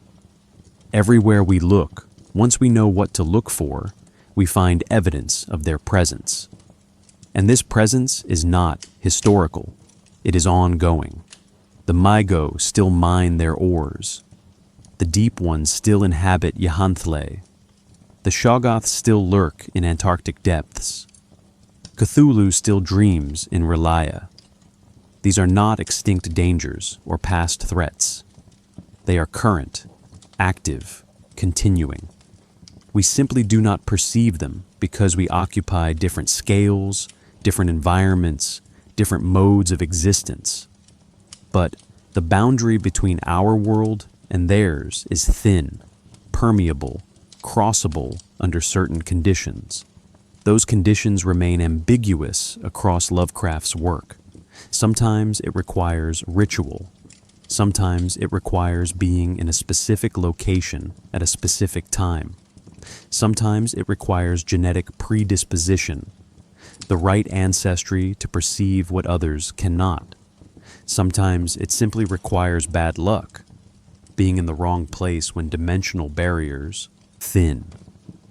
But the possibility is always present. Anyone might stumble into mythos reality, might witness something that shatters their understanding of existence, might encounter an entity that demonstrates, through its mere presence, how little we actually matter. The subordinate Great Old Ones and their servants represent the deep bench of cosmic horror. If Cthulhu is defeated or delayed, there are others. If one ancient city is destroyed, there are more. If one cult is broken, others persist. The mythos is not a single threat that can be confronted and overcome. It is the structure of reality itself, revealed to be far stranger and more densely populated than we imagined. And that revelation, once experienced, cannot be reversed. The knowledge persists, the awareness remains, and the world never looks the same again. There is no book more central to the Lovecraft mythos than the Necronomicon, and there is no book that better demonstrates Lovecraft's genius for constructing literary verisimilitude. The Necronomicon does not exist. It has never existed. But Lovecraft wrote about it with such specific detail, such careful historical grounding, such plausible bibliographic apparatus that readers have spent nearly a century trying to find copies, convinced that somewhere, in some private collection or forgotten library, the genuine text must be preserved. The fictional history Lovecraft constructed is precise. The Necronomicon was written in Damascus around 730 AD by Abdul al-Hazred, a poet and scholar whom later Arab sources called the Mad Arab. Al-Hazred spent years wandering the empty quarter of Arabia, the great desert Rub al-Khali, where he claimed to have discovered the ruins of cities that predated human civilization. He traveled to the desert city of Irem, the city of pillars mentioned in the Quran, which Lovecraft treats as an actual location inhabited by non-human entities. He descended into underground chambers, where he witnessed rituals conducted by worshippers of the Great Old Ones. The original title of his manuscript was Al-Azif, a word Lovecraft claimed referred to the nocturnal sounds made by demons or insects, though no such Arabic word exists in historical records. Al-Hazred compiled in this text everything he had learned about the outer gods and Great Old Ones, about the prehistoric epochs when these entities ruled Earth, about the rituals required to summon them, about the gates between dimensions and the astronomical alignments that govern their operation. He wrote of things he had seen in his travels and things that had been revealed to him in visions or dreams. The manuscript circulated in limited form for approximately 200 years. In 950 AD, according to Lovecraft's chronology, Al-Hazred died under mysterious circumstances in Damascus. Witnesses reported seeing him seized by an invisible force in broad daylight, torn apart by something that could not be seen. This death became part of the legend, suggesting that the knowledge Al-Hazred possessed had fatal consequences, that there were entities that did not wish such knowledge to spread, or that the very act of compiling it had attracted dangerous attention. The Al-Azif was translated into Greek in 950 AD by Theodorus Philetus of Constantinople, who gave it the title Necronomicon, roughly translated as Book of the Laws of the Dead, or Image of the Law of the Dead. This Greek translation brought the text to the attention of Christian scholars and monasteries, though church authorities quickly recognized its dangerous nature. The Byzantine Patriarch Michael condemned it in 1050 AD, and copies were burned. But some survived, circulating through underground networks of scholars interested in forbidden knowledge. In 1228, a Danish scholar named Olaus Wormius produced a Latin translation from the Greek text. This Latin Necronomicon became the most widely distributed version, though widely is relative. Lovecraft suggests that only a handful of copies existed even at the peak of its circulation. The Latin version was printed once in black letter type in Germany in the 15th century, probably in the 1480s. This edition was immediately suppressed, with most copies seized and destroyed by church authorities or by secular powers who recognized the political danger of such material circulating among the population. Lovecraft mentions specific surviving copies with characteristic precision. The British Museum holds a Latin edition, though in reality they do not. The Bibliothèque Nationale de France in Paris possesses a copy, they do not. Miskatonic University in Arkham, Massachusetts, a fictional institution Lovecraft created, houses one of the few complete Latin versions in America, kept in a locked vault in the library's special collections, accessible only to serious scholars with specific need and appropriate authorization. Harvard's Widener Library is mentioned as having a copy that was stolen in the early 20th century. There was also an English translation, Lovecraft claims, produced by Dr. John Dee in the 16th century from Wormius's Latin text. This translation remains even more obscure than the Latin, with only fragments surviving. Dee himself, historically real and documented as a scholar of occult matters, advisor to Queen Elizabeth I, and experimenter with angelic communication, serves as a perfect historical anchor for Lovecraft's fiction. The association with Dee lends the Necronomicon additional credibility. If Dee, a genuine historical figure, translated it, then perhaps the book itself is genuine. What makes this bibliographic invention so effective is the layering. Lovecraft doesn't simply claim an ancient book exists. He provides a complete publication history, original composition, first translation, second translation, printing history, current location of surviving copies. He references real institutions, real historical periods, real events, like the burning of books by church authorities. He even provides contradictory accounts, different scholars giving slightly different dates or attributions, exactly as would happen with an actual rare manuscript whose history was incompletely documented. The content of the Necronomicon, as described across multiple Lovecraft stories, is fragmentary but consistent. It contains invocations for summoning the Great Old Ones, descriptions of their appearance and powers, astronomical calculations determining when dimensional barriers weaken, accounts of prehistoric epochs and the non-human races that dominated Earth, instructions for creating gates between worlds, warnings about the dangers of such knowledge, and prophecies regarding the eventual return of the Old Ones when the stars are right. Characters who read the Necronomicon in Lovecraft's stories rarely benefit from the experience. In The Dunwich Horror, Wilbur Whately uses the Miskatonic University copy to find the specific rituals needed to open a gate for Yog-Sothoth. In the case of Charles Dexter Ward, the The titular character uses passages from the Necronomicon to resurrect the dead, with catastrophic results.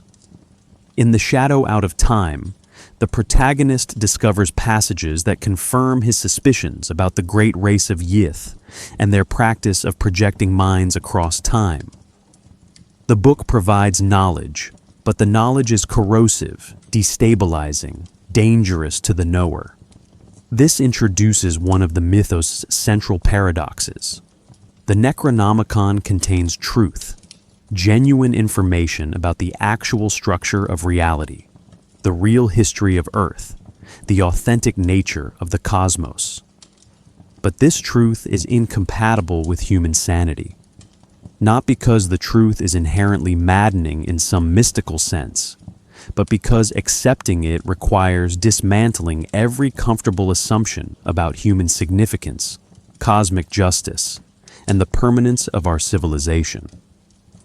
The book doesn't drive readers mad through supernatural curse.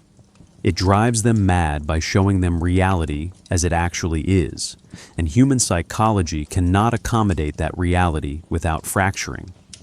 Lovecraft himself encouraged other writers to reference the Necronomicon in their own stories, and many did. Robert E. Howard mentioned it in his fiction. Clark Ashton Smith alluded to it. Later writers like August Derleth and Lynn Carter expanded its contents, sometimes claiming to have read passages or providing new translations of excerpts. This collaborative approach strengthened the book's fictional reality. The more writers who independently referenced it, who provided consistent details about its contents and history, the more plausible its existence became. The cultural impact of this fictional grimoire has been extraordinary. Numerous hoaxes have appeared over the decades, books claiming to be the actual Necronomicon, translations made from recovered manuscripts, reconstructed texts based on references in Lovecraft's fiction. The most famous is probably the Simon Necronomicon, published in 1977, which combined Sumerian mythology with Lovecraftian elements to create a pastiche grimoire that some readers genuinely believed was authentic. These hoaxes testify to the success of Lovecraft's invention. He created a fictional book so convincing that people refuse to accept it as fiction. The Necronomicon also serves a crucial structural function in the mythos. It provides an explanation for how knowledge of the outer gods and great old ones has persisted across centuries, despite the rarity of direct encounters. Characters don't need to stumble upon Cthulhu or witness Yog-Sothoth directly. They can read about these entities, learn their names and natures, discover the rituals and alignments associated with them. The book is an information vector, a way for mythos knowledge to propagate through human culture, independently of experiential contact. But this propagation comes with cost. Every reader of the Necronomicon becomes contaminated by knowledge they cannot forget. They see references to the old ones in ancient texts they previously dismissed as mythology. They notice astronomical alignments they would have ignored before. They recognize cult symbolism in historical artifacts. They begin to suspect that events attributed to natural causes or human agency might have other explanations. The book doesn't just inform, it transforms perception, makes the reader see connections and patterns that are either genuinely present and previously unnoticed, or are paranoid projections created by a mind warped by exposure to concepts it was never meant to process. Abdul al-Hazred himself becomes a figure of tragic significance. Here was someone who sought ultimate knowledge, who traveled to the most remote and dangerous places on Earth, who compiled the most comprehensive account of cosmic reality ever written by a human. And his reward was madness and death. Torn apart by invisible forces, the streets of Damascus. His life suggests that the pursuit of knowledge, typically framed as humanity's highest calling, might be a path to destruction when the knowledge pursued concerns realities we are not equipped to understand. The Necronomicon endures as the most famous fake book in literature because it embodies a deeply resonant idea that there exists knowledge so dangerous that accessing it will destroy you, but that the temptation to access it remains irresistible. Every serious scholar who encounters references to the Necronomicon in Lovecraft's stories understands the danger. Every one of them reads it anyway. The book becomes a test of intellectual hubris. Do you believe you are strong enough, rational enough, equipped enough to handle truth that has shattered every previous reader? And the answer, every time, is no. But they try anyway, and they fall. The Necronomicon is the most famous forbidden text in the mythos, but Lovecraft understood that a genuinely ancient and comprehensive system of forbidden knowledge would require multiple sources, different perspectives, texts from various cultures and time periods. He invented an entire library of grim tomes, each contributing different pieces to the terrible puzzle of cosmic reality. The Pennacotic manuscripts, also called the Pennacotic fragments, are described as perhaps the oldest texts known, predating human civilization entirely. According to Lovecraft's fictional chronology, these manuscripts were written by the great race of Yith, entities that mastered time travel through mental projection, inhabiting bodies of different species across millions of years. The Yithians documented everything they learned, creating massive archives in their cities. Some of this knowledge was later accessed by humans who came into mental contact with Yithian consciousness, and fragments were transcribed into human languages. The Pennacotic manuscripts appear in The Shadow Out of Time and several other stories, always as a source of information about deep time, about epochs before humanity, about the vast cycles of rise and fall that characterize cosmic history. The texts are fragmentary because most of the original archives were destroyed or lost when the Yithians fled from the flying polyps, predatory entities that hunted them across millennia. What survives are copies of copies, translations several steps removed from the original, texts degraded through transmission across species and time periods. What makes the Pennacotic manuscripts particularly disturbing is their perspective. They are not written for humans. They are written by entities that experienced time non-linearly, that projected their consciousness across millions of years, that witnessed the rise and fall of dozens of dominant species on Earth. Reading them requires adjusting to a viewpoint where humanity is mentioned, if at all, as a late-arriving minor species, noteworthy only for our brief period of technological development before our inevitable extinction. The manuscripts provide context that annihilates human significance. They show us exactly how small our moment is, exactly how irrelevant our achievements are when viewed from the scale of deep time.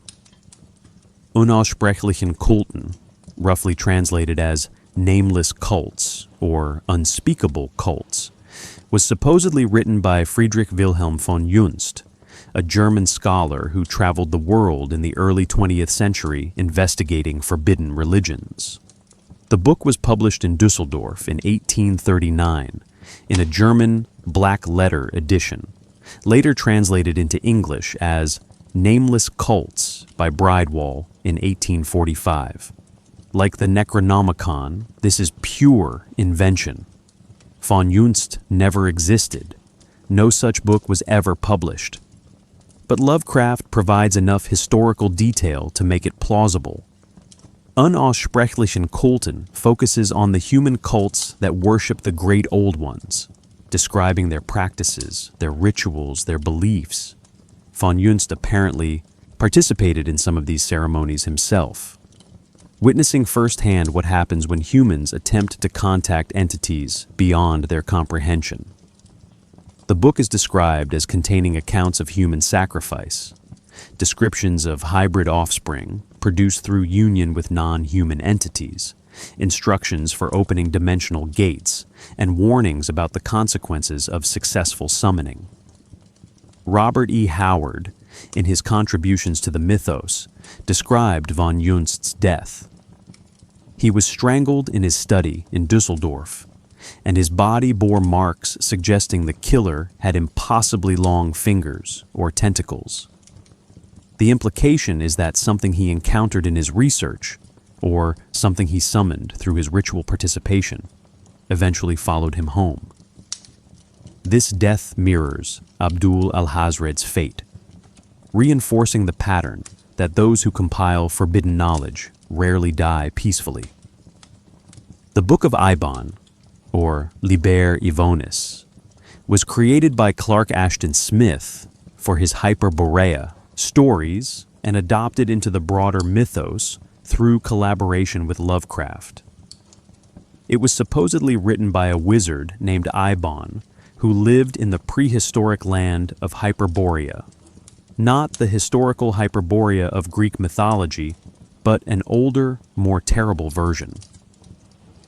The book contains sorcerous knowledge, descriptions of entities like Tsathoggua, instructions for dimensional travel, and prophecies about the eventual freezing of Earth.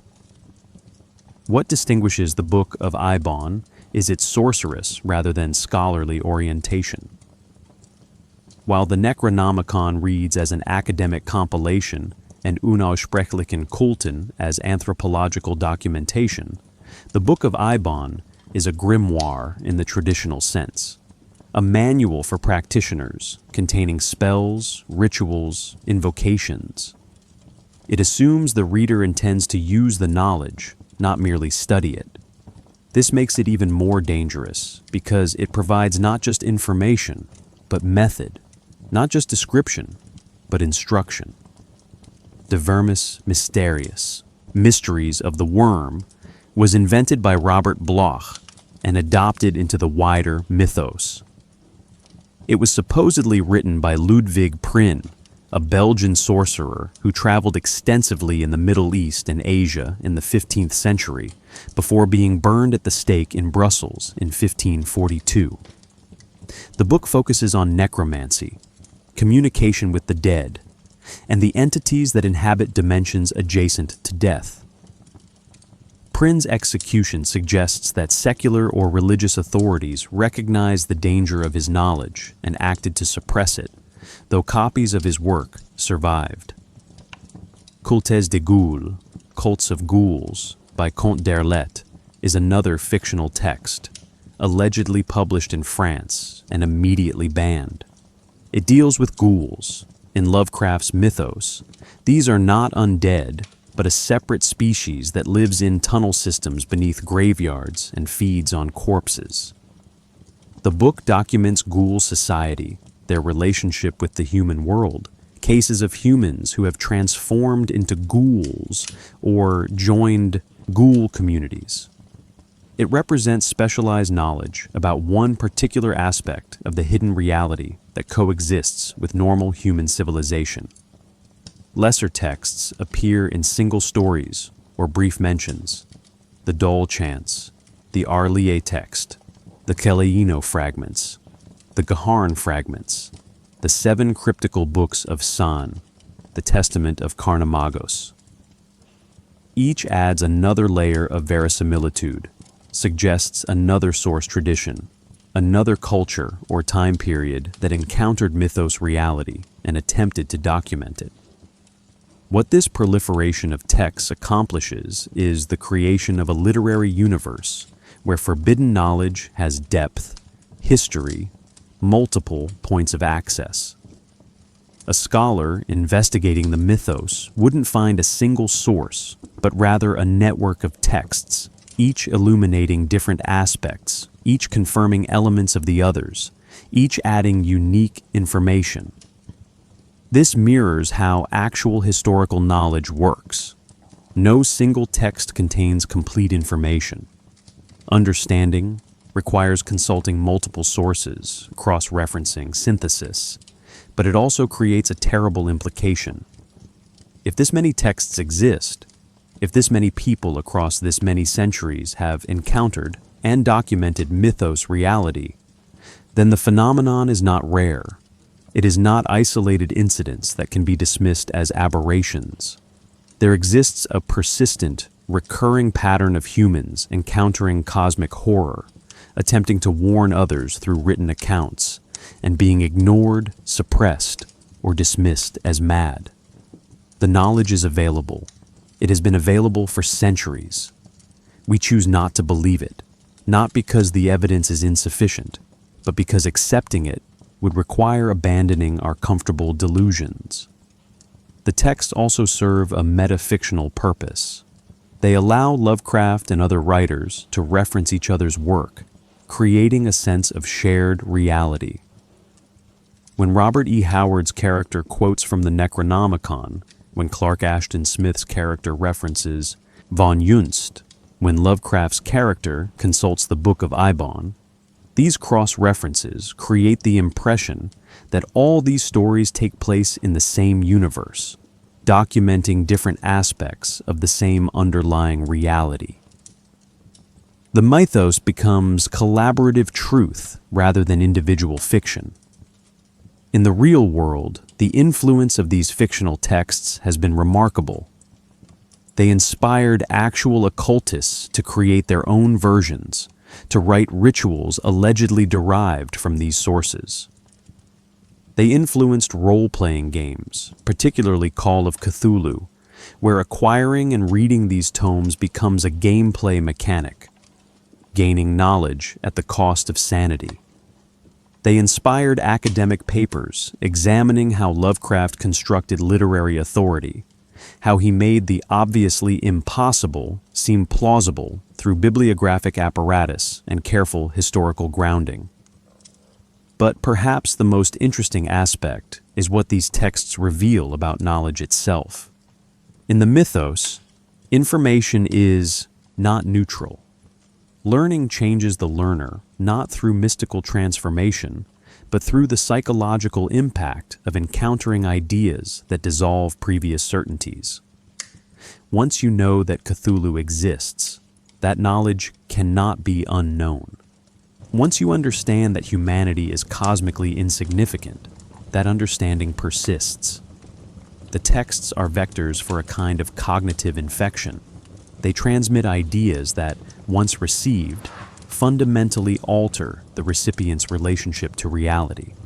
This makes the texts themselves entities of a sort, agents that propagate through culture, replicating by convincing new readers to seek them out, preserving themselves across centuries through the curiosity and hubris of successive generations of scholars. The Necronomicon wants to be read, in the sense that ideas want to spread, that information seeks new hosts. And every reader becomes a carrier, someone who now knows what they wish they didn't, someone who can never return to the comforting ignorance they possessed before they opened the book. The forbidden texts document cosmic reality, but texts alone would have limited impact without human agents to preserve them, study them, and act upon their contents. Throughout the mythos, Lovecraft depicts a shadow world of cults, secret societies, and corrupted individuals who have encountered forbidden knowledge and been transformed by it. These cults serve crucial narrative functions, but they also represent something deeper. The idea that exposure to certain truths creates human communities organized around those truths. Communities that operate by different values and pursue goals incomprehensible or horrifying to normal society. The cult in the Call of Cthulhu provides the template. Police raid a voodoo ceremony in the Louisiana swamps and discover something far stranger than conventional voodoo.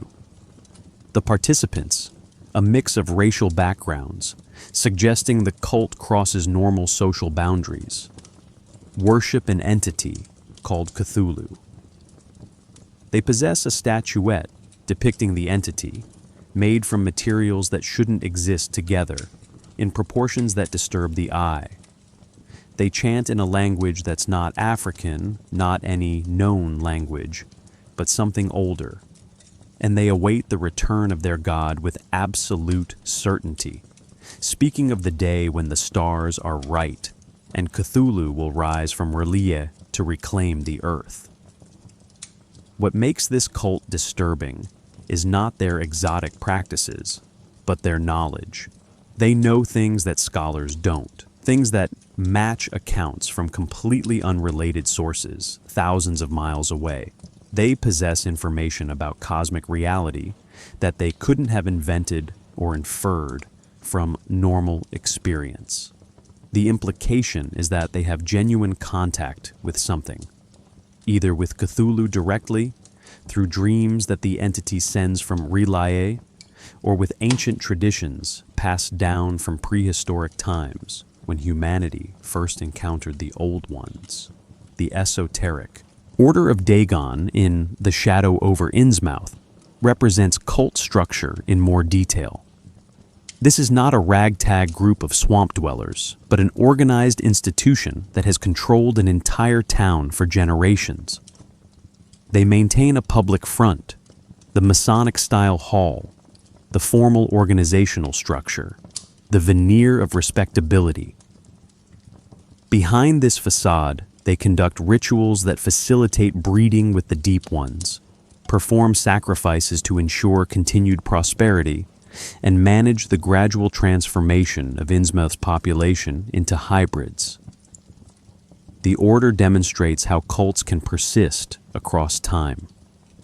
New members are born into it, inherit the knowledge and obligations of their parents, undergo the physical transformations that mark them as different from normal humanity.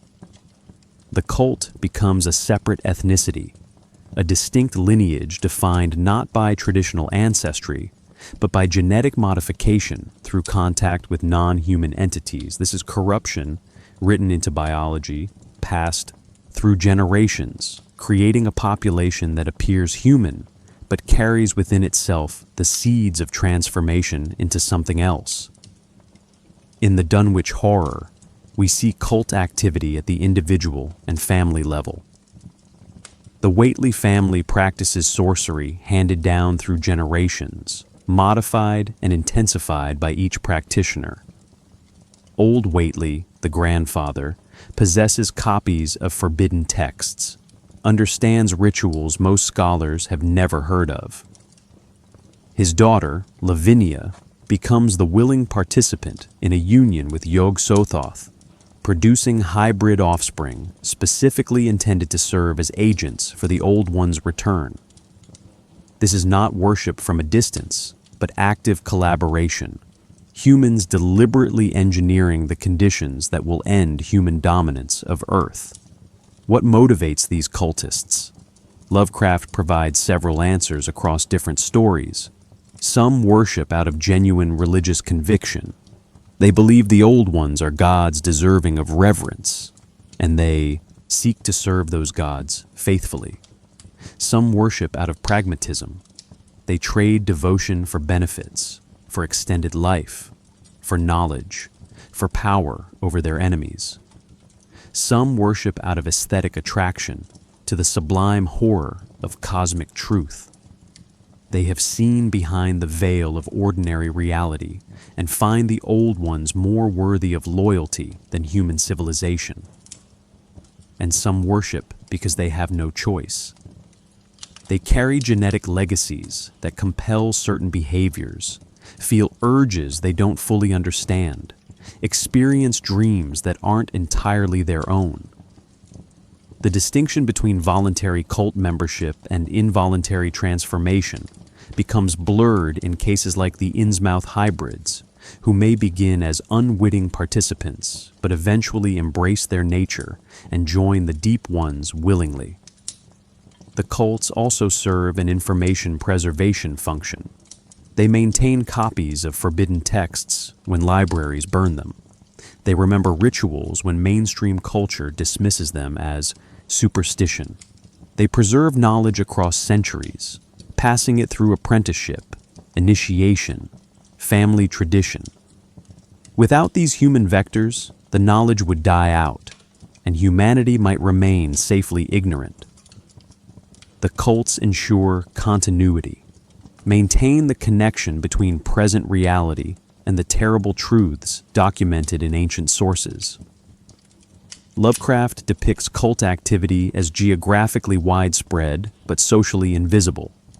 Cultists exist in cities, in rural areas, in universities, in positions of influence, and in the margins of society. They recognize each other through subtle signs, certain phrases, certain gestures, certain symbols that mean nothing to outsiders, but signify membership to other initiates. This creates a paranoid vision where anyone might be a cultist, where normal social interactions might conceal sinister purposes, where trust becomes impossible because allegiance to the old ones could be hidden behind any facade. The corruption of knowledge works differently for scholars than for cultists. Cultists often begin with partial knowledge, passed down through tradition, and they seek more. Scholars often begin with skepticism and encounter evidence that gradually erodes their disbelief. In story after story, we watch rational, educated individuals, professors, researchers, antiquarians, stumble upon fragments of mythos reality. They approach it scientifically at first, treating it as historical curiosity or anthropological data. But as evidence accumulates, as the consistency of accounts across cultures becomes undeniable, as they perhaps experience direct encounters with entities or locations that verify the written sources, their worldview begins to fracture. Dr. Armitage in The Dunwich Horror exemplifies the scholarly approach. He is the head librarian at Miskatonic University, a respected academic who has read the Necronomicon and other forbidden texts as part of his professional duties. He understands intellectually what these texts claim, but has managed to maintain scholarly distance. When the Whately situation forces him to confront the reality behind the texts, when he must actually use the knowledge to prevent Yog-Sothoth's offspring from opening a dimensional gate, he crosses from academic observer to active participant. The knowledge stops being abstract and becomes operationally real. This transition from knowledge as information to knowledge as reality is where corruption occurs.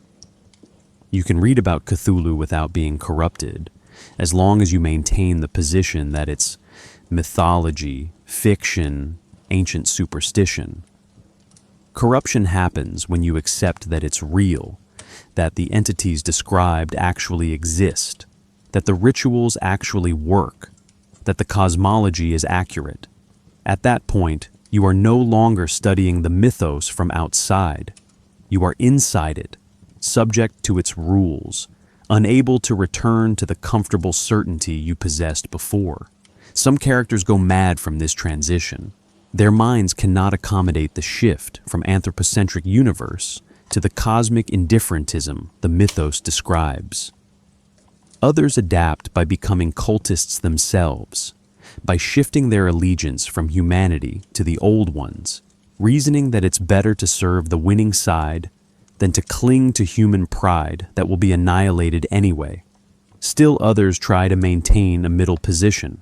They accept the reality, but work to delay or prevent the return of the old ones, using their knowledge defensively rather than in service to the entities. But all of them are changed. Once you know what Lovecraft's characters know, you can't unknow it. Once you've read the relevant passages in the Necronomicon, once you've translated the carvings in the ancient city, once you've seen the entity manifest, or heard the chanting in languages that predate human speech, you are marked. The knowledge persists in your mind, reshaping your perceptions, making you see connections and implications that remain invisible to those who haven't crossed the threshold. The cults, then, are communities of the corrupted. They are groups of people who have encountered the same reality-shattering knowledge and found each other, formed support structures, created shared meaning around their terrible understanding. In a world where speaking openly about what you know invites dismissal or institutionalization, the cult becomes the only place where you can speak truthfully. The cult validates your experience, confirms that what you witnessed was real, provides a framework for acting on your knowledge. This makes the cults simultaneously dangerous and tragic. They are dangerous because they work toward goals that threaten human survival, opening gates, summoning entities, preparing the way for the return of the old ones. But they are tragic because the cultists are, in many cases, people who encountered truth and couldn't bear to face it alone. They needed community, needed confirmation that they weren't. Mad needed some framework within which their knowledge made sense. The cult provides this, but at the cost of their humanity and their allegiance to the species they were born into. Lovecraft rarely depicts cult members with simple villainy. They are not evil in the sense that they enjoy causing suffering. They are transformed in the sense that they have accepted a different cosmology, different values, different ultimate loyalties.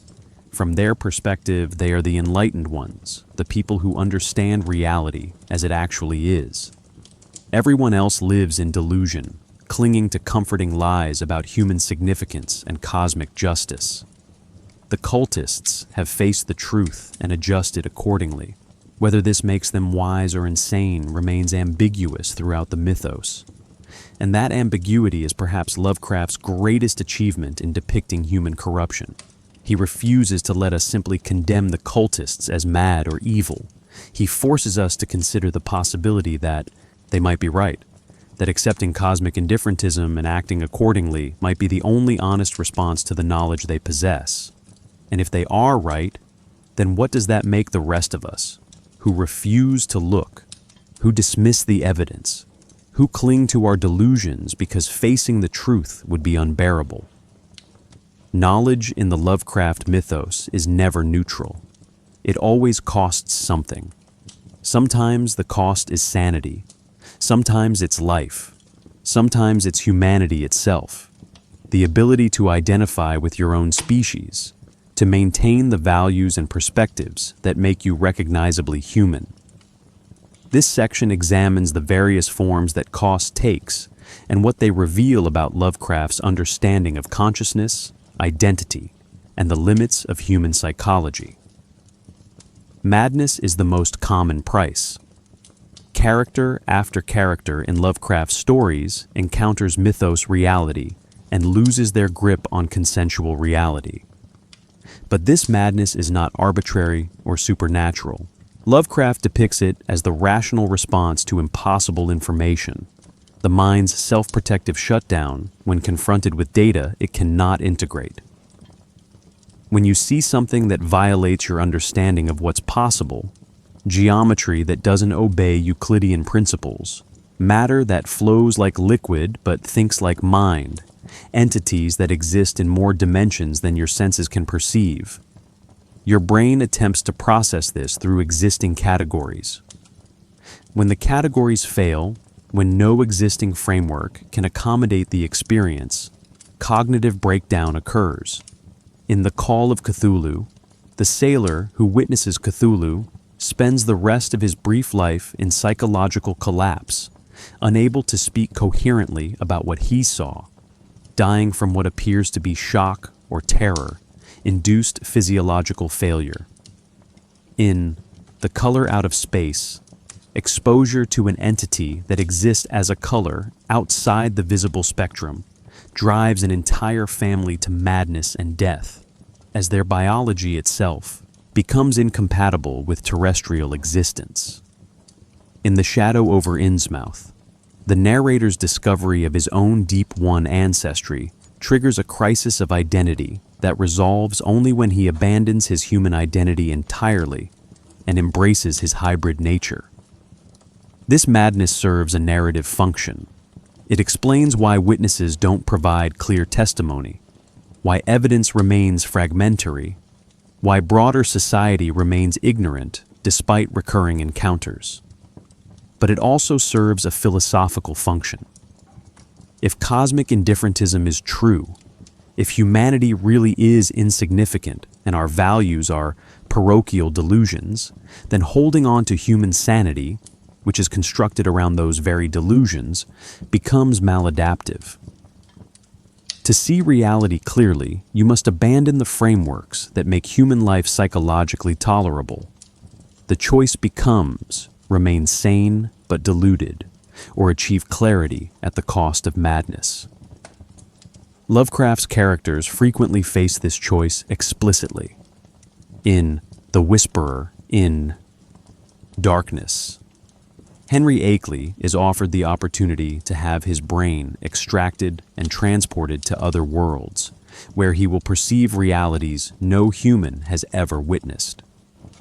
The price is his body, his physical humanity, his ability to return to normal life.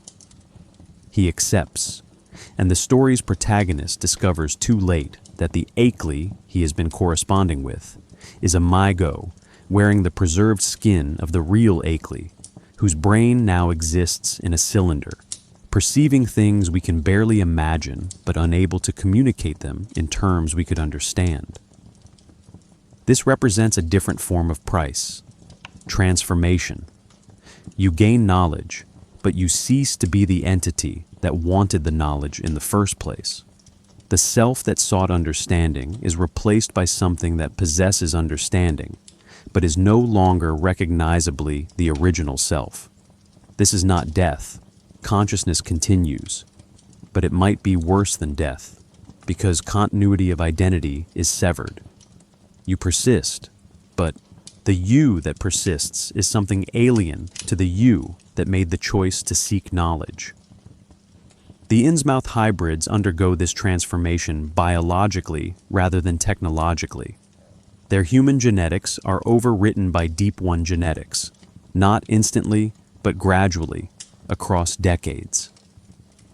They watch themselves become other, feel desires and compulsions that aren't human, experience the slow erosion of their terrestrial identity. Some resist this process, clinging to their humanity even as their bodies betray them. Others embrace it, recognizing that resistance is futile and that accepting their true nature offers a kind of resolution, an end to the conflict between what they are and what they appear to be. Lovecraft seems fascinated by this particular horror, the horror of recognizing that you are not what you thought you were, that your identity is contingent and unstable, that the self you've constructed might be dissolved by forces beyond your control. This is existential horror in its purest form. You are not killed, not even substantially harmed, but you cease to exist as yourself. The continuity breaks.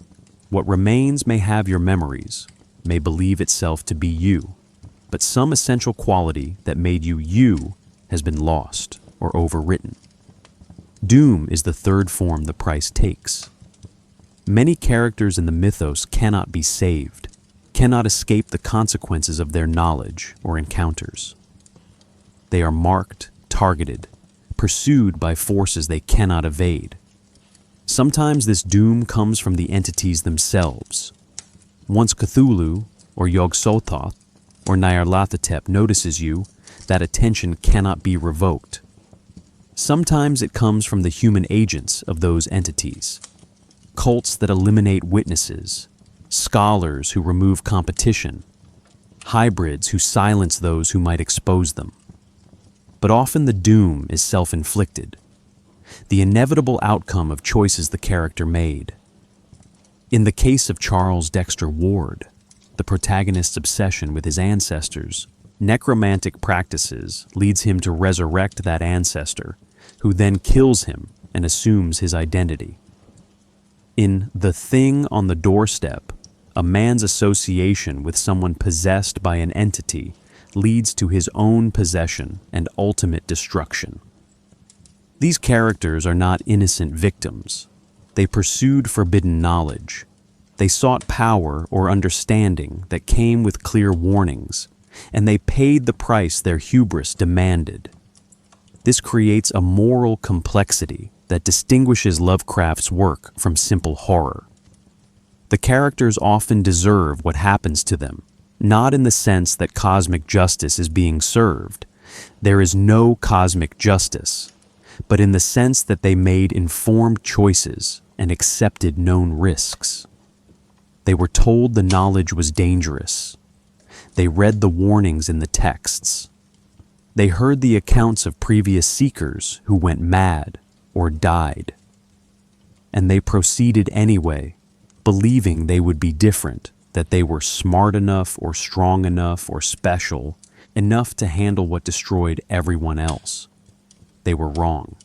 And Lovecraft offers no redemption, no last-minute escape, no possibility that sufficient willpower or virtue or intelligence will save you. The universe does not care about your qualities. The entities do not make exceptions. The knowledge destroys indiscriminately, whether you're good or evil, brilliant or average, humble or arrogant. The only safety is ignorance, and once you've abandoned that safety, there is no returning to it. This pitiless quality makes the mythos genuinely disturbing in ways that conventional horror is not. Conventional horror usually offers the possibility of survival if you're smart, brave, virtuous, if you make the right choices at the right moments. Lovecraft's horror offers no such comfort. Making the right choices just means you die ignorant instead of dying enlightened. The outcome, death, madness, transformation, remains the same. The only variable is whether you understand why it's happening. Some readers find this nihilistic, and they're not wrong. But Lovecraft seems to suggest that this nihilism is simply realism, that the universe actually operates this way, and that pretending otherwise is the delusion. His characters who accept this reality, who stop fighting against the inevitable, often find a kind of peace. The narrator of The Shadow over Innsmouth experiences horror at discovering his hybrid nature, but ultimately accepts it and even finds beauty in Y'Hanth and the eternal life that awaits him there. This acceptance is disturbing precisely because it's framed as resolution rather than defeat. The price of knowledge, then, is transformation into something that no longer values what you previously valued, that no longer fears what you previously feared, that no longer identifies with humanity or human concerns. You pay with your human identity, your human psychology, your human future. What you gain is truth, genuine understanding of cosmic reality, liberation from comforting delusions, clarity about humanity's actual position in the universe. Whether this trade is worth making remains the central ambiguous question throughout the mythos. Lovecraft never answers this question definitively.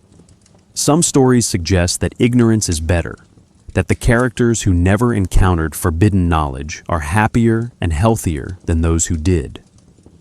Other stories suggest that truth has inherent value regardless of its psychological cost. That understanding reality as it actually is represents achievement, even when that achievement destroys you. The ambiguity is intentional and unresolvable. What remains consistent is the claim that knowledge about cosmic reality cannot be acquired casually or without consequence. You cannot learn what the mythos has to teach and remain unchanged. The information is transformative at a fundamental level. It rewrites your understanding of existence, repositions humanity in your mental map of reality, dissolves the frameworks that made human life meaningful. And once those frameworks are gone, You must either construct new ones compatible with cosmic indifferentism, or you must accept the void where meaning used to be. This is the final price, the loss of meaning itself. Not specific meanings, but the possibility of meaning. The sense that anything you do could matter in any cosmic sense. Once you understand that the universe is indifferent, that humanity is temporary and insignificant, that consciousness is an accident of matter with no special status, meaning becomes something you generate locally and temporarily. Knowing it has no external validation, no objective status. You can still choose to act as though things matter, but you cannot believe they actually do. Not in the way you believed before you acquired the knowledge. This is what makes the mythos philosophical horror, rather than merely scary stories. The real horror is not the monsters, not the tentacles, not the alien cities or the forbidden rituals. The real horror is the implication that everything we tell ourselves to make existence tolerable might be false, and that discovering this falsity is possible, and that such discovery will destroy the psychological structures that allow us to function. We are protected from cosmic horror not by our strength or virtue, but by our ignorance. And that ignorance is fragile, vulnerable, maintained only through deliberate refusal to look at evidence that is available if we chose to see it. The price of knowledge is the loss of that protective ignorance. And Lovecraft suggests, across dozens of stories, that some knowledge costs more than any benefit it could possibly provide.